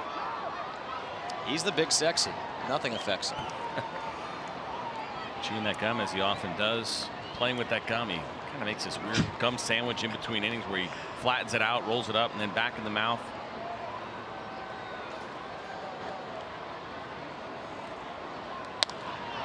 Perez to right field. Soler is there. We will go to the 7th inning. All tied up at 3, courtesy of the RBI double by Ronald Guzman.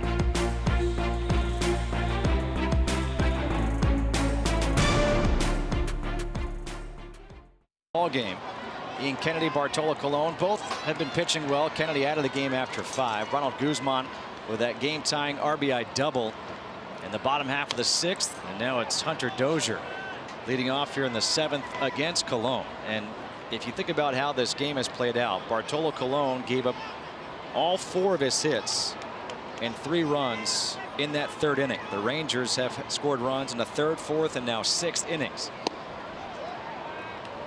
1 ball and 1 strike to Dozier, who walked his last time up as an infield single and the run scored.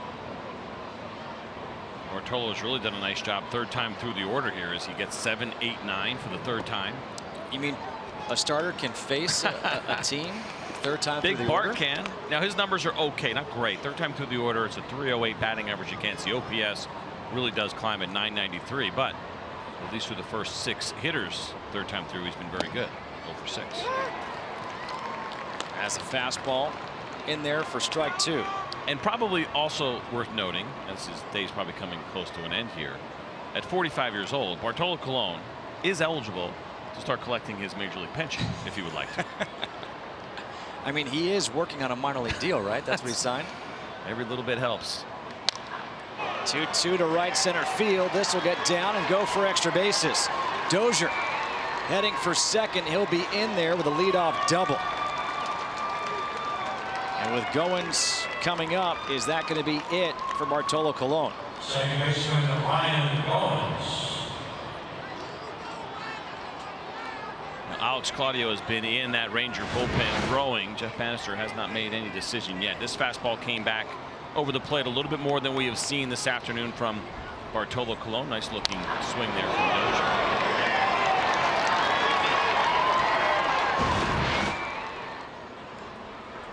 Claudio's in the pen. The lefty Goins at the plate. Lincoln bunt. Goins isn't. Nice play by Guzman. Able to hold the runner at 2nd. Covering 1st is Rougned Odor. That's a 3-4. That is amazing. You do not see that every day. And I don't know if Ronald Guzman thought that Bartolo was going to be there quicker. It looked like he started to take this himself. First of all, very nice play as he goes to his right. Got an unbelievable wingspan, and he flips it to Odor, who catches it bare hand. I mean, you don't see this every day, or even often at all. I'll tell you what, Guzman has made a couple of really nice plays at first base here today. That throw to 2nd when they almost turned a 3-6-3 double play, and now that one to keep Dozier at 2nd, now with 1 out. And the crazy thing about it is Joey Gallo is in left field because Guzman is at 1st. Joey Gallo is actually an excellent 1st baseman as well. Came up as a 3rd baseman. They moved him over to 1st 2nd half of last year and the start of this year. And he's a really good athlete, a natural infielder. He's done an excellent job over there. And even with Adrian Beltre out, Isaiah Kiner-Falefa has slid into 3rd. It doesn't seem like Joey Gallo will be going back to 3rd base anytime soon. He doesn't want to. Pretty vocal about not wanting to go there. And so it's left field, 1st base, probably occasional DH for Gallo. But you're right, Guzman's done an excellent job defensively at 1st. The 0-1 to Escobar, misses down low. 1 ball and 1 strike. Escobar singled and scored in the 3rd. Grounded into a fielder's choice in the 4th. 97 pitches here for Colon.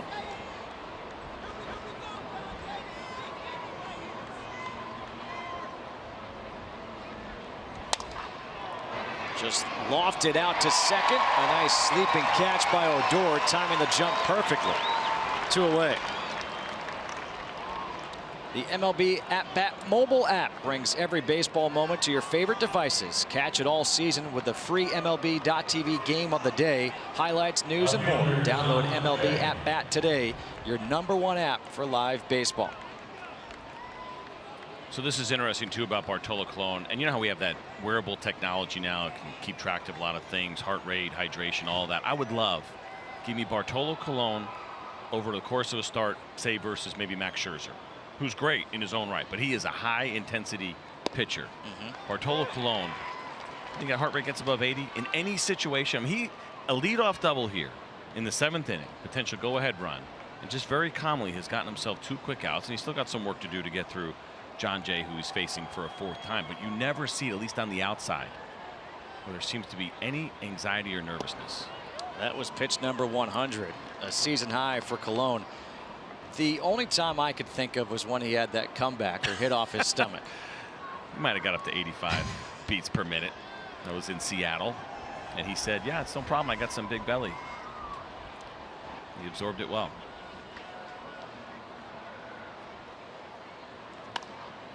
Fouled away, 1-2 here to Jay. But that is a great lesson that he can pass on to these guys. I mentioned the relationship that he has with Martin Perez, and Martin Perez on the DL right now.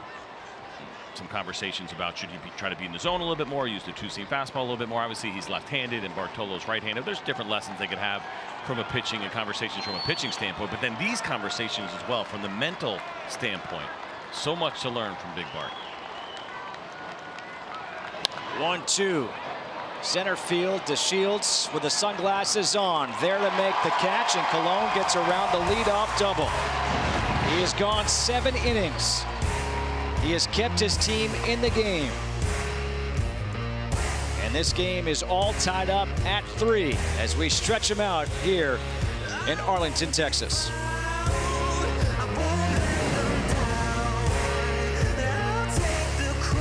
And if the Rangers can score in this inning, it would put him in line for a win. And what would that win mean? Well, he is 1 shy of tying the record by a Dominican-born pitcher. Juan Marichal, 243 wins. Bartolo Colon with 242. And third on the list, Pedro Martinez. Certainly would be a pretty incredible moment. The handshakes came around. Bartolo Colon done for the day. And so the Rangers will have 1 shot here in the bottom of the 7th to try to make that happen. And more importantly, Bartolo Colon, another quality start here for the Texas Rangers. And now 5 of his 9 starts, he's got at least 7 innings. And after that 3rd inning, it really appeared like that wasn't going to happen today. And that just gives you an idea how good this guy can be in spots, regardless of how the game goes, just staying calm, cool, collected, and delivering a fantastic performance. Time now for our dynamic play of the game presented by Hankook Tire. It's not a play, but it's dealing with the elements. Yeah, the sun today, right from the beginning of the game. Joey Gallo having to battle it, does a nice job. Delano DeShields on that one almost caught him in the face, and then we saw this between Mike Moustakas and Alcides Escobar. And then the great play by Whit Merrifield out in center. Nomar Mazara leaping in the right field gap. So nice job defensively all the way around. Delano DeShields leading off here in the 7th. Did not offer on the bunt, says Chad Whitson, the first base umpire. 1 ball and no strikes. The Kansas City Royals dugout not thrilled about that at all. You can hear them from up here.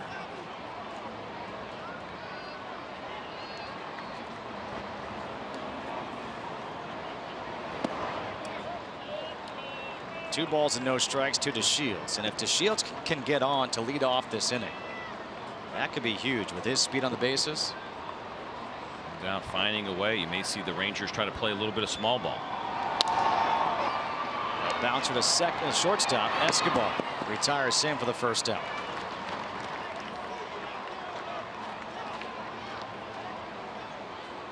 Jose Leclerc is up in the pen for the Rangers as Shin-Soo Choo steps to the plate.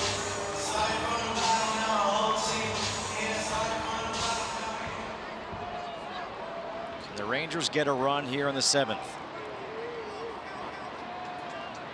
Colon, 7 innings, 5 hits, 3 runs, 2 walks, 4 strikeouts, and a season-high 102 pitches. Trying to tie Juan Marichal for the most wins in a career by a Dominican-born pitcher. Ground ball, second base, Goins, 2 away. Third baseman Isaiah Kiner. Couple of ground outs against Brad Keller. 2 away now for Isaiah Kiner Falefa. Takes a little while to get used to it. That was me in spring training, tripping all over myself. And you know, you have your computer. My handwriting got screwed up there. We all have our excuses, so whether it's the computer or the pen. It's the multicolored pen that's getting to me. 1 ball, no strikes to Kiner Falefa. Do it. I'm not going to name names, but I watched a broadcast where they just completely threw in the towel and only called him Kiner. And that's not you and I. We don't quit. No. It might be a challenge, but set it in front of us. We're going to climb that mountain. Kind of Falefa. 2 balls and a strike. How about this? We had it the other day where we had hyphenated names with Austin Bibbins-Dirks. There he is right there making the start. Isaiah Kiner-Falefa at third. Bibbins-Dirks, a starter, just got recalled by the Rangers after making his debut last year. First time ever in Major League history. No. Yes. Think about it, man. Think about it. Can you think of another hyphenated? Because there's only one other one. Shin-Soo? Choo? Well, you can go down the Korean path, which is a little bit different. Well, it's standard for Korean names. And if you notice, even when we font Choo, he doesn't get the dash. So that's right. That's TV terminology, Justin. Font. Tapper out in front of home plate. And that is a fair ball as Perez tags Kiner-Falefa for the final out here of the 7th. So Bartolo Colon, hang on a minute, because here comes Jeff Bannister. He's saying, was that really out in front of home plate? This is one of those plays that you would not be able to challenge. Let's see who that ball is. It's hard to tell from there. You saw Perez pounce on it. It's really hard to see where the plate is in this spot, but boy, that ball looked like it bounced straight up. I can't imagine that ball was fair. Well, there you go. Marvin Hudson says it is. Well, you know what? Oh, better look here. Yeesh. I mean, that ball might have came down and hit the plate. Yeah. Jose Leclerc is coming in for the Rangers. Tie game to the 8th inning.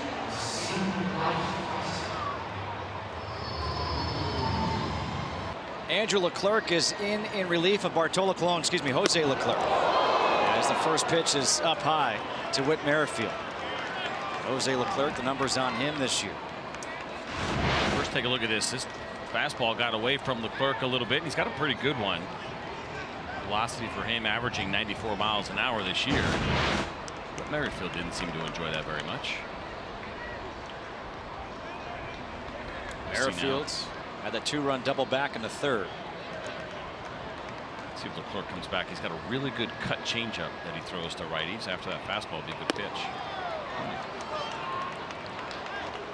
Here are those numbers we told you were coming. 16 games, a 2.40 ERA. 10 walks to 19 strikeouts. Opponents hitting just 137 against him, though. Leclerc hasn't pitched very much lately. Over the last week, he only has pitched once and only threw 6 pitches, so we should be feeling a little fresh, maybe even a little bit too strong, as we're seeing him miss now with the fastball at 94, 95 miles per hour. He has played a very important role in the Texas Rangers bullpen. The only thing that gets in his way is every once in a while the command will get away from him. You're seeing it right here. Outside of that, he has been excellent. And he misses again with a fastball, and this will be a mound visit from Carlos Perez. MLB on FS1 is sponsored by Hankook Tire. Chase down your passion, never halfway. And by Bass Pro Shops and Cabela's. Your adventure starts here. Memorial Day weekend here in Arlington, Texas. Justin Kutcher alongside CJ Nitkowski here on FS1. Game 3 of this 4-game series between the Rangers and the Royals. The teams have split the first 2 games of the series. But here the Royals have their leadoff man on base to open up the 8th inning. And Whit Merrifield, he can run. 12 of 14 in stolen bases on the season.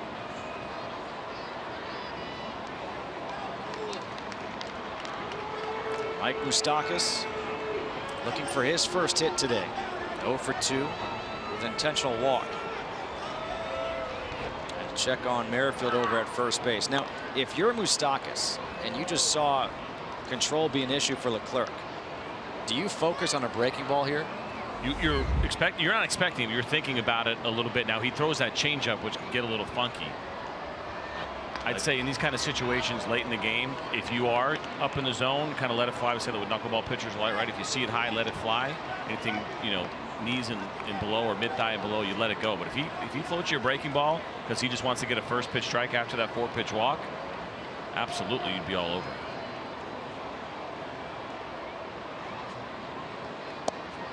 it. was a breaking ball, missing low and inside for ball 1. So did you see where Perez was set up? And this is where Jose Leclerc baffles anybody that watches him. So that it looked exactly like a slider. That is actually a cut changeup that he throws. Look where Perez is. He's away. He wanted that ball down and away, and he has that changeup. And if he turns it over, it should normally stay straight or fade away from a lefty.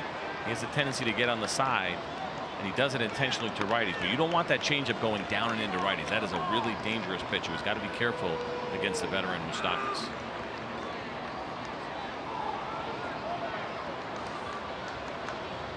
Leclerc has crushed lefties this year as a right-handed pitcher. 0.71 batting average against.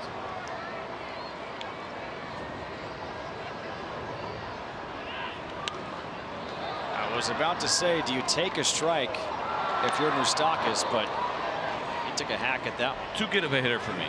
And you know, when you get down to the bottom of the order, maybe it's not a veteran, you'd prefer that he take a strike, but you get to this level, you really let your guys do what they feel best. You want them to be able to trust their instincts. And for a guy like Mike Moustakas, who's having another great power year, had a monster season a year ago, he certainly has the confidence of his manager to take a hack if he sees something he likes. 1-1 ground ball second. Odor to Profar for one, over to first, and a 4-6-3 double play. Well, this is something that the Rangers have been very good at over the past couple of seasons, turning the double play, and a great job by Jose Leclerc to get this thing started. It was an easy 4-6-3 as you see Rougned Odor making that perfect throw over to Jurickson Profar and getting Moustakas, who does not run well, in plenty of time. So interesting because we sit there, we run numbers, we try to project what will happen. Jose Leclerc has a 31% ground ball rate. That's well below league average. He has not gotten a double play all year. That was the first one. It starts off with a breaking ball. And I mentioned how good he has been. Look at this among relievers with at least 50 at-bats against him. Jose Leclerc, Edwin Diaz, Aroldis Chapman, Jose Leclerc with the lowest batting averages against. Diaz and Chapman, electric arms. 1 ball, 1 strike to Salvador Perez, looking for his first hit of the game. Inside out's that one. 1 ball and 2 strikes.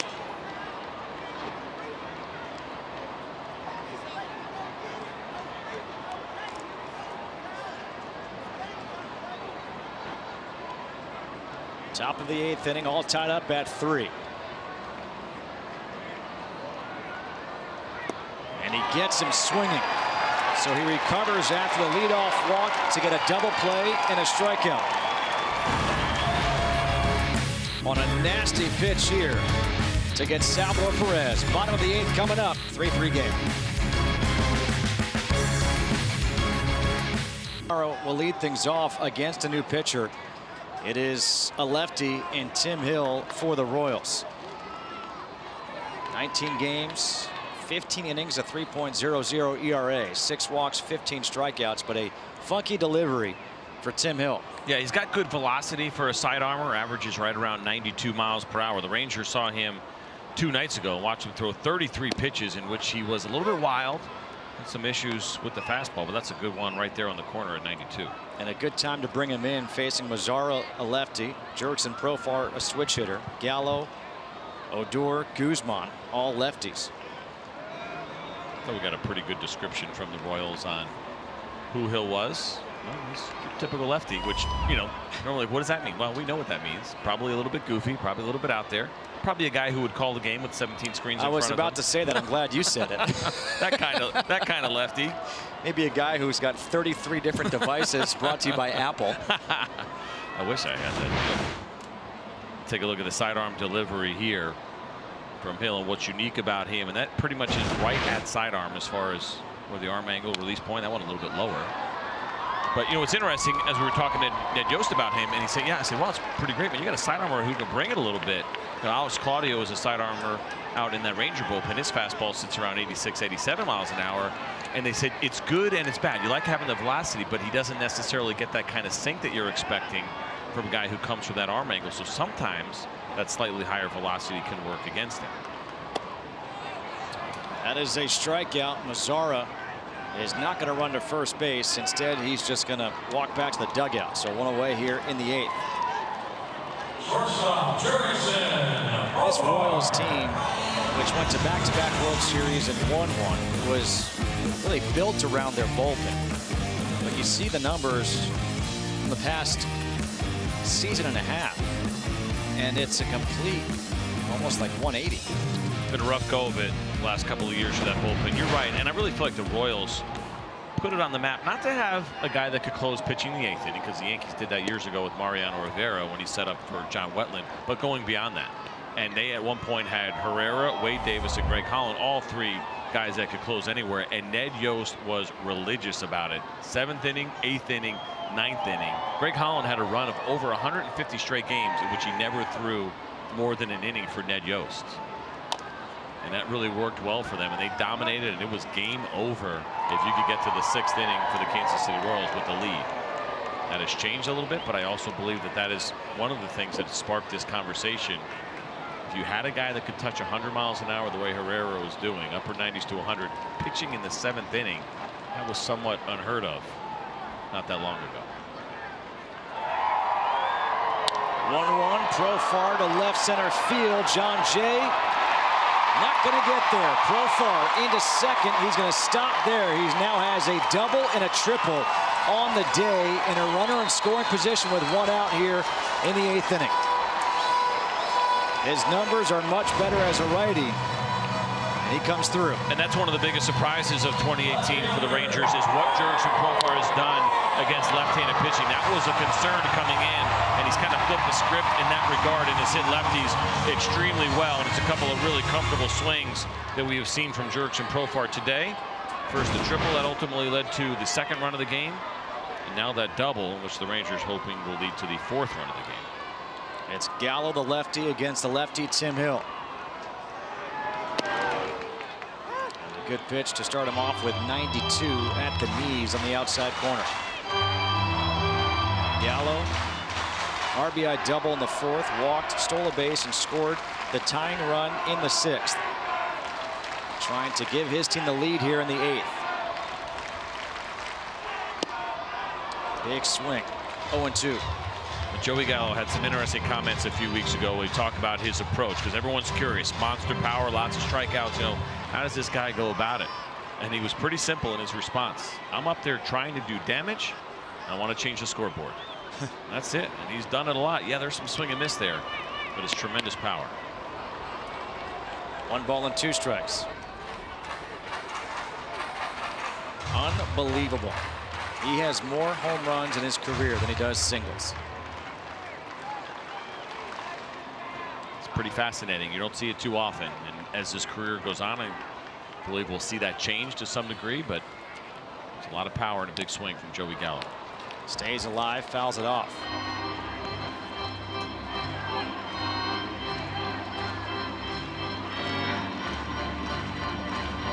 One thing he doesn't do very often against left-handed pitching, even though there's been some struggles there, is he does not hit the ball on the ground against lefties.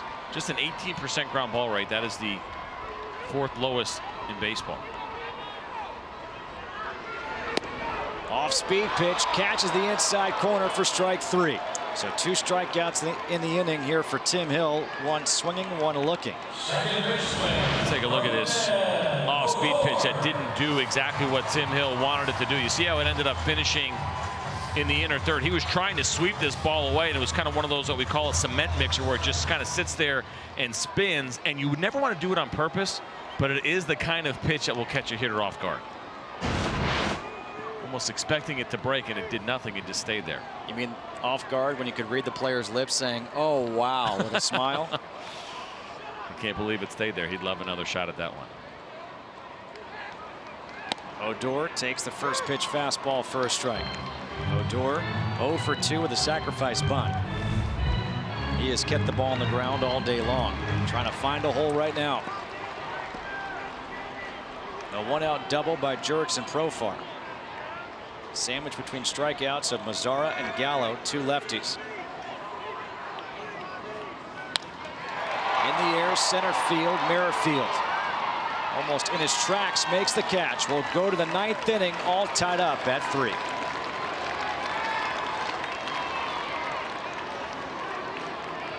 this 4-game series between the Royals and the Rangers. Well, some of the biggest stars in baseball are on Fox tonight.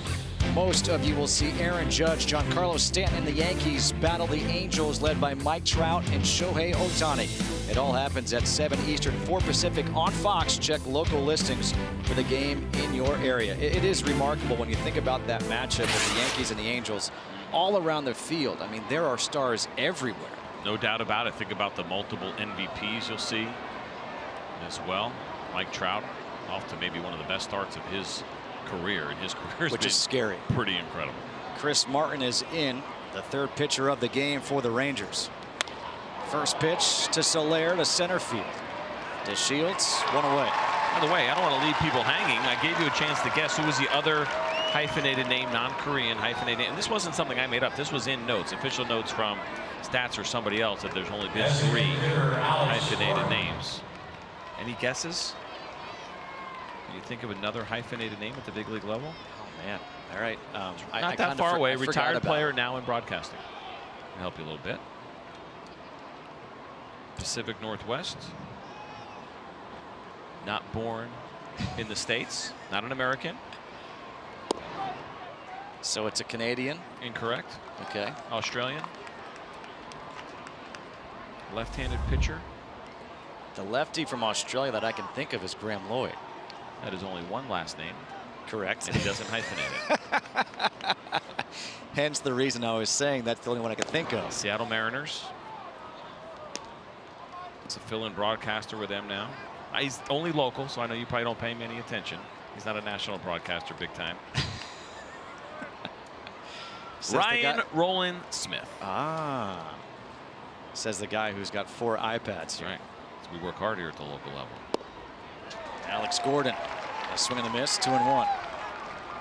Chris Martin has been a really good story for the Texas Rangers. They have had some success finding guys that went over to Japan and then come back, and that's been a trend in the game that we have seen a lot. Tony Barnett, another righty in their bullpen, same kind of story. Chris Martin is that guy, and a local guy as well. Down low, 3 balls and a strike here to Gordon. A couple of strikeouts and a line out for Alex Gordon here today. Kobe Lewis was the guy that went down that path for the Texas Rangers. Go to Japan, come back, and really be impact at the big league level. Miles Mikolas with the St. Louis Cardinals right now, was over in Japan. Did not pitch well at all in spring training. He's turned into their best starter. Good chance he'll be in the All-Star game. 3 balls and 2 strikes. And it's a really smart play. Guys that are trying to establish themselves, maybe struggling a little bit. Either they can't get to the big leagues here in the States, or they've had a little bit of a taste like Chris Martin did, but didn't do particularly well. Go over to Japan. It's a completely different experience. Go make a little bit of money while you're there. Kind of take some of that pressure off that you feel. Not that there's not pressure there in Japan. There is, but you go over there, at least you got yourself a guaranteed contract. And Eric Thames. Eric Thames, another one. Was he in Korea? Korea, yeah.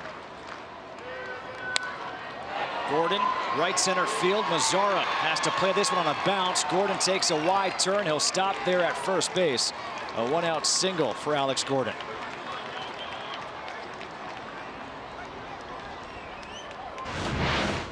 Now, Alex Gordon, as we mentioned, just swinging a much better bat than he had those first 2 years when he re-signed the Kansas City Royals. Got that sweet left-handed swing. He's DHing tonight, or this afternoon, because of that injury sustained in St. Louis, but good swing there from the usual left fielder for the Royals. As Hunter Dozier steps in, doubled his last time up. How do you explain the improvement for Alex Gordon after 2 really down years when he was just searching for something to go right? I will tell you this, Ned Yost was having a hard time kind of coming up with a reason. I'd asked him multiple times during the struggles last year. You know, guys continue to do their work. You know, I think we make assumptions sometimes, and a guy gets a contract and he struggles, and we just say, oh, he must have mailed it in. These guys have much more pride than most people probably realize, and they dig in, they figure it out, they do their work. I don't know what exactly he identified as the issue, but he continued to grind and find a way, and it's been a good start to 2018. Ball 1 here to Hunter Dozier. Dozier had the first hit of the game against Cologne, the infield single back in the 3rd. Had a double to right center field in the 7th. To lead off that inning, was stranded at 2nd as Bartolo Colon got through 7 innings. 1 ball and 1 strike. It's the cutter from Chris Martin at 91 miles an hour. You've seen the fastball that'll get up to 95, 96 at times. See the shadows starting to creep in. Yeah. Could be a little bit of an issue. That ball starts in the sun, and then of course goes into the shade. Can make picking up spin a little bit more difficult. So knowing that as a pitcher, what would you go to when you had shadows? You try not to change what you do. I mean, this guy's been so good, right? Chris Martin has been good, period. Stick to your game plan. You start thinking about those other factors, you can get yourself in trouble. If you don't do what you normally do, oh, should I throw a couple extra breaking balls because it's harder to see the spin, and next thing you know, you hang one and the ball's hitting the gap. So say stick to your game plan. Right center field to Shields, over to make the catch, and back to first base goes Gordon. 2 away. Second baseman. Well, the Royals do have 2 men up in the bullpen, Kevin McCarthy and Kelvin Herrera. Of course, if they take the lead, we're going to see Herrera. And if not, McCarthy. Working up a sweat. Doesn't take very long to work up a sweat here today. 97 degrees here in Arlington. Yes, but a much better experience in that Rangers bullpen ever since they redesigned it. The visitors bullpen that we just showed. Now it kind of goes parallel, I guess you could say, to the field. They've opened up some area out there. There's more room to sit. The American Standard Dr. Pepper sign, that used to be seats, and the bullpen used to just go long ways back to that hand-cooked tire.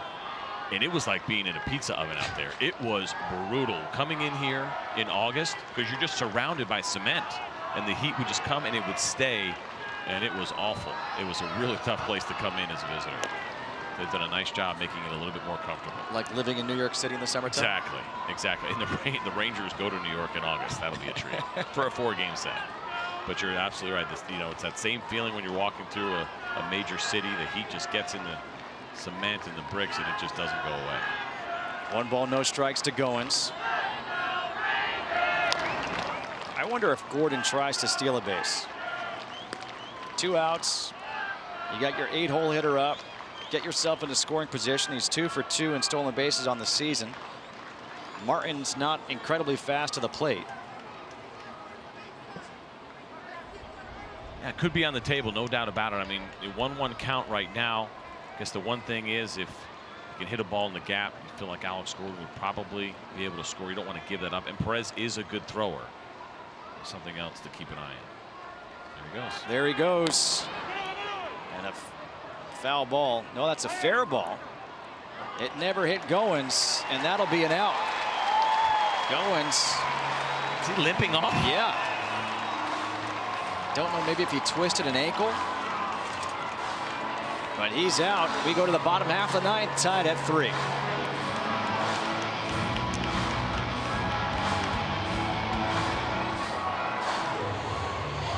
But the top of the 9th inning ended a little bit strangely. Let's get a look at this replay. A Chris Martin fastball, and you'll see it clear as day that that ball did not hit Ryan Goins, but he reacted as if he did.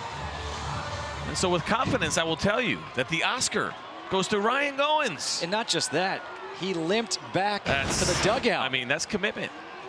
When you really want to dig in as a character, you got to go all the way in. That was fantastic. New pitcher Kevin McCarthy in to face Ronald Guzman. First pitch, fouls it back.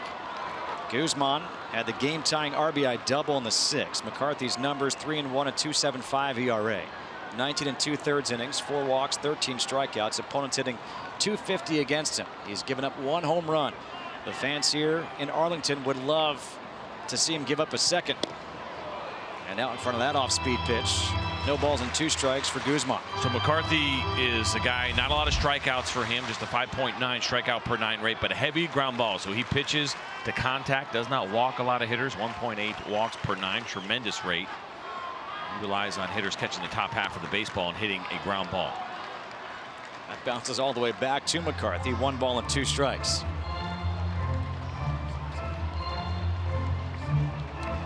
Three runs, 6 hits, no errors for Kansas City. 3 runs, 7 hits, no errors for Texas. Bottom half of the 9th inning. Neither starter will factor in the decision. Colon went 7 innings, so he's still 1 shy of tying Juan Marichal for most career wins by a Dominican-born pitcher.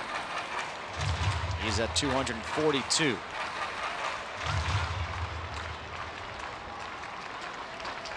Two balls, two strikes here to Guzman.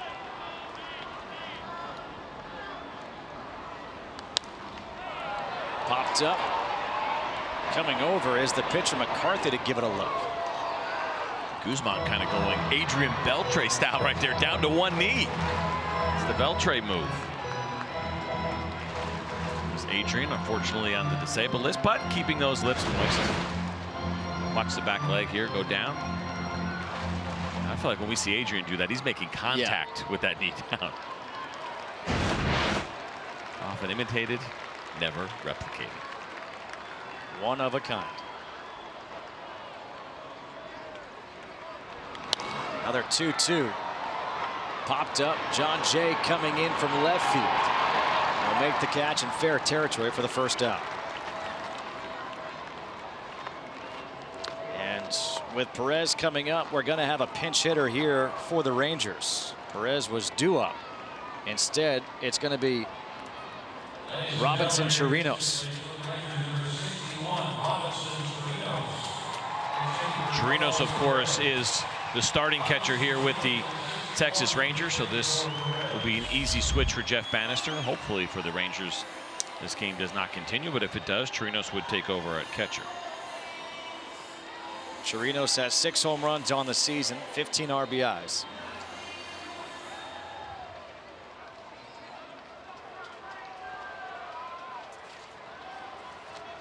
Runs in the 3rd, 4th, and 6th innings for the Rangers. All 3 runs for the Royals came in the 3rd.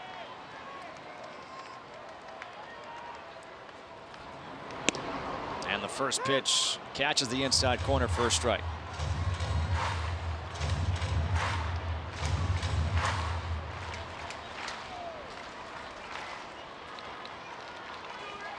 Ranger pinch hitters this year, 1 for 8. 1 ball and 1 strike here to Chirinos.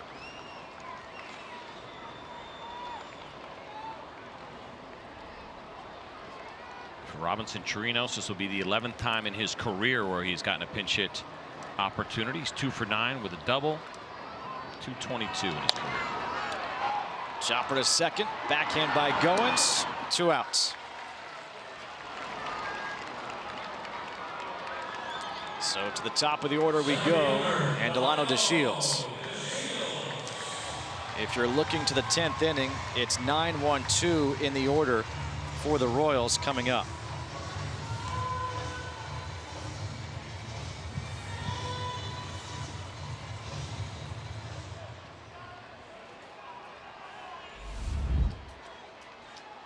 A single and a run scored in the 3rd, a fly out, a pop out, and a ground out. 1 ball, no strikes.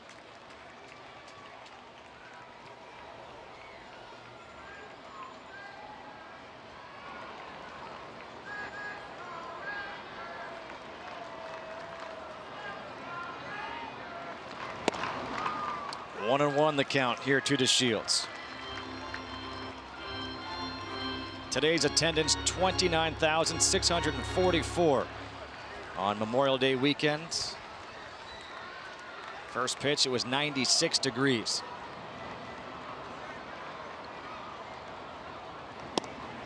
Inside, 2-1. And again, if DeShields can get on, you wonder if they try to steal with him with Choo coming up, or just see if Choo can do damage on his own. Yeah, it's certainly a situation the Rangers would like to find themselves in. You know, when you have Delano DeShields at first, of course, it would open up the right side of the infield for the lefty Choo. Shoots it down the right field line, but foul. Then the idea, of course, of trying to get Delano into scoring position would be ideal as well. It's fun to watch. Salvador Perez has been so good in those spots this year and over the course of his career. 2 balls, 2 strikes, 2 outs.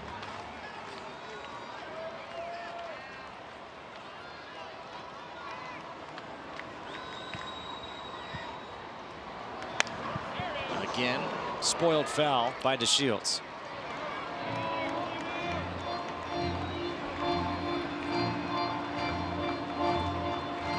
shadows are just about over every part except for the left side of the mound.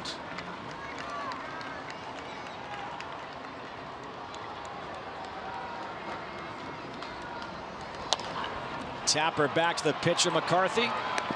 And a 1-2-3 inning work by him. We will go to the 10th extra innings here on Memorial Day weekend between the Royals and the Rangers, tied up at 3.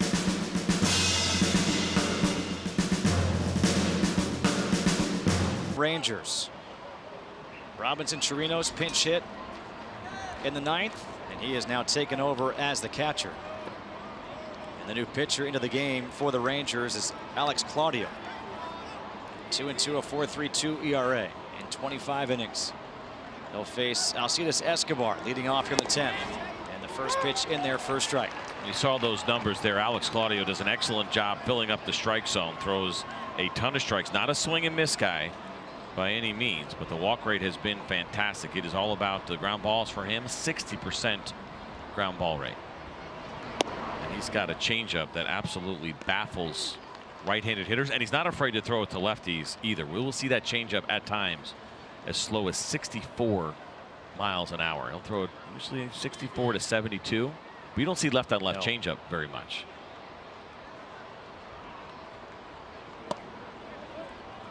Low and outside, 2 balls and 1 strike here to Escobar. The only trouble he has run into, he had an excellent year last year for the Rangers. He was their pitcher of the year, but the only trouble he'll ever run into is when right-handed hitters take the opposite field approach to him. If you try to pull him, you can get yourself in a lot of trouble. Escobar tried taking that right field approach. Shoots it foul, 2-2. Escobar scored a run back in that 3rd inning when the Royals got all 3 of their runs.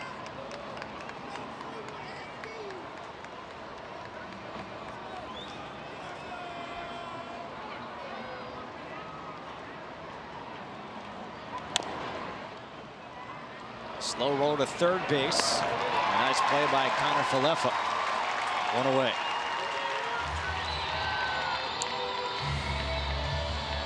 Well, now that we're in extra innings, how these teams fared so far. Advantage Rangers on the season 4-1. The Royals 2-3. I think that probably speaks to the bullpens. We showed that information earlier and how things have changed here over the last couple of seasons for the Kansas City Royals. Now the Rangers last year had all kinds of bullpen issues. Things have been significantly improved in that regard. Alex Claudio, the man you see right now, was doing a lot of closing last year for the Rangers. That job now belongs to Keone Kela. We got some veterans down there now. Jesse Chavez has been helping out. Matt Bush in his 3rd year. Chris Martin, who we just saw. Jose Leclerc having a nice season. Much different feel in that bullpen. John Jay over Claudio's head. Profar, nice play. Able to range to his left and make that play near second base.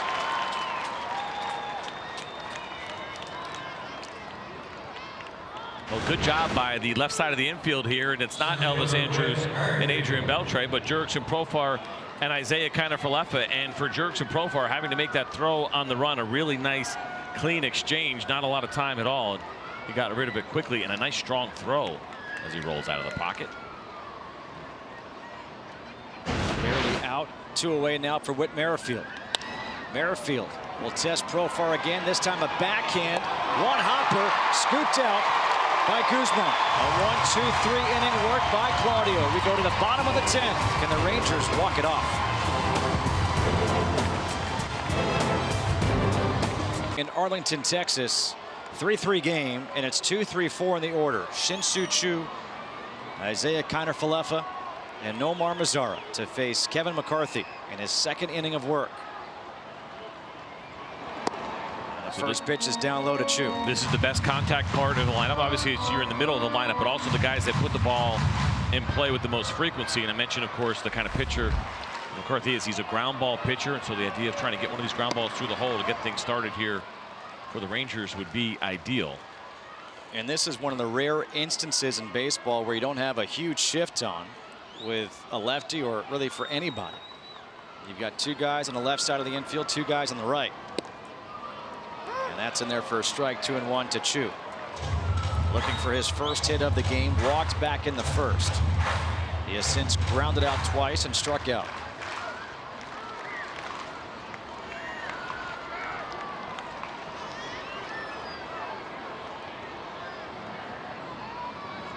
The 2-1.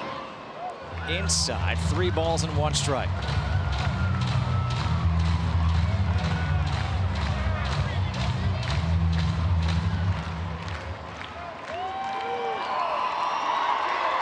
Choo thought he had worked to walk earlier in the game on a 3-0 pitch. And now Choo in the air, left center field, back is Jay, this is gone! A walk-off home run for Shin-Soo Choo.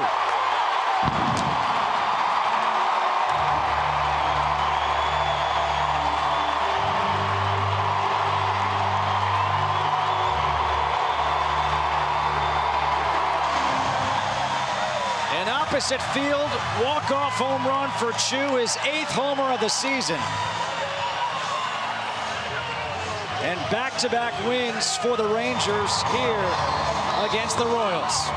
Well, Choo has been red hot. We talked about what he has done over his last 12 games and reaching base with the walks. But how about his 3rd career walk-off home run? What an excellent approach from the left-handed hitter, knowing that you have a guy with a good sinker that's trying to get you to hit the ball on the ground. This ball finishes right over the middle of the plate. He stays on it, drives it the other way, and that ball continued to carry. It looked like it might have been a routine pop-up off the bat. That gives you an idea of the strength of Choo as he hits a big one here for the Rangers on a Saturday afternoon that was hot. Pretty interesting pitching duel. And Choo ends it when it's all said and done. 106 miles an hour off the bat and a distance of 411 feet. A big win for the Rangers as they take this one 4-3. They come from behind to win it in 10 innings.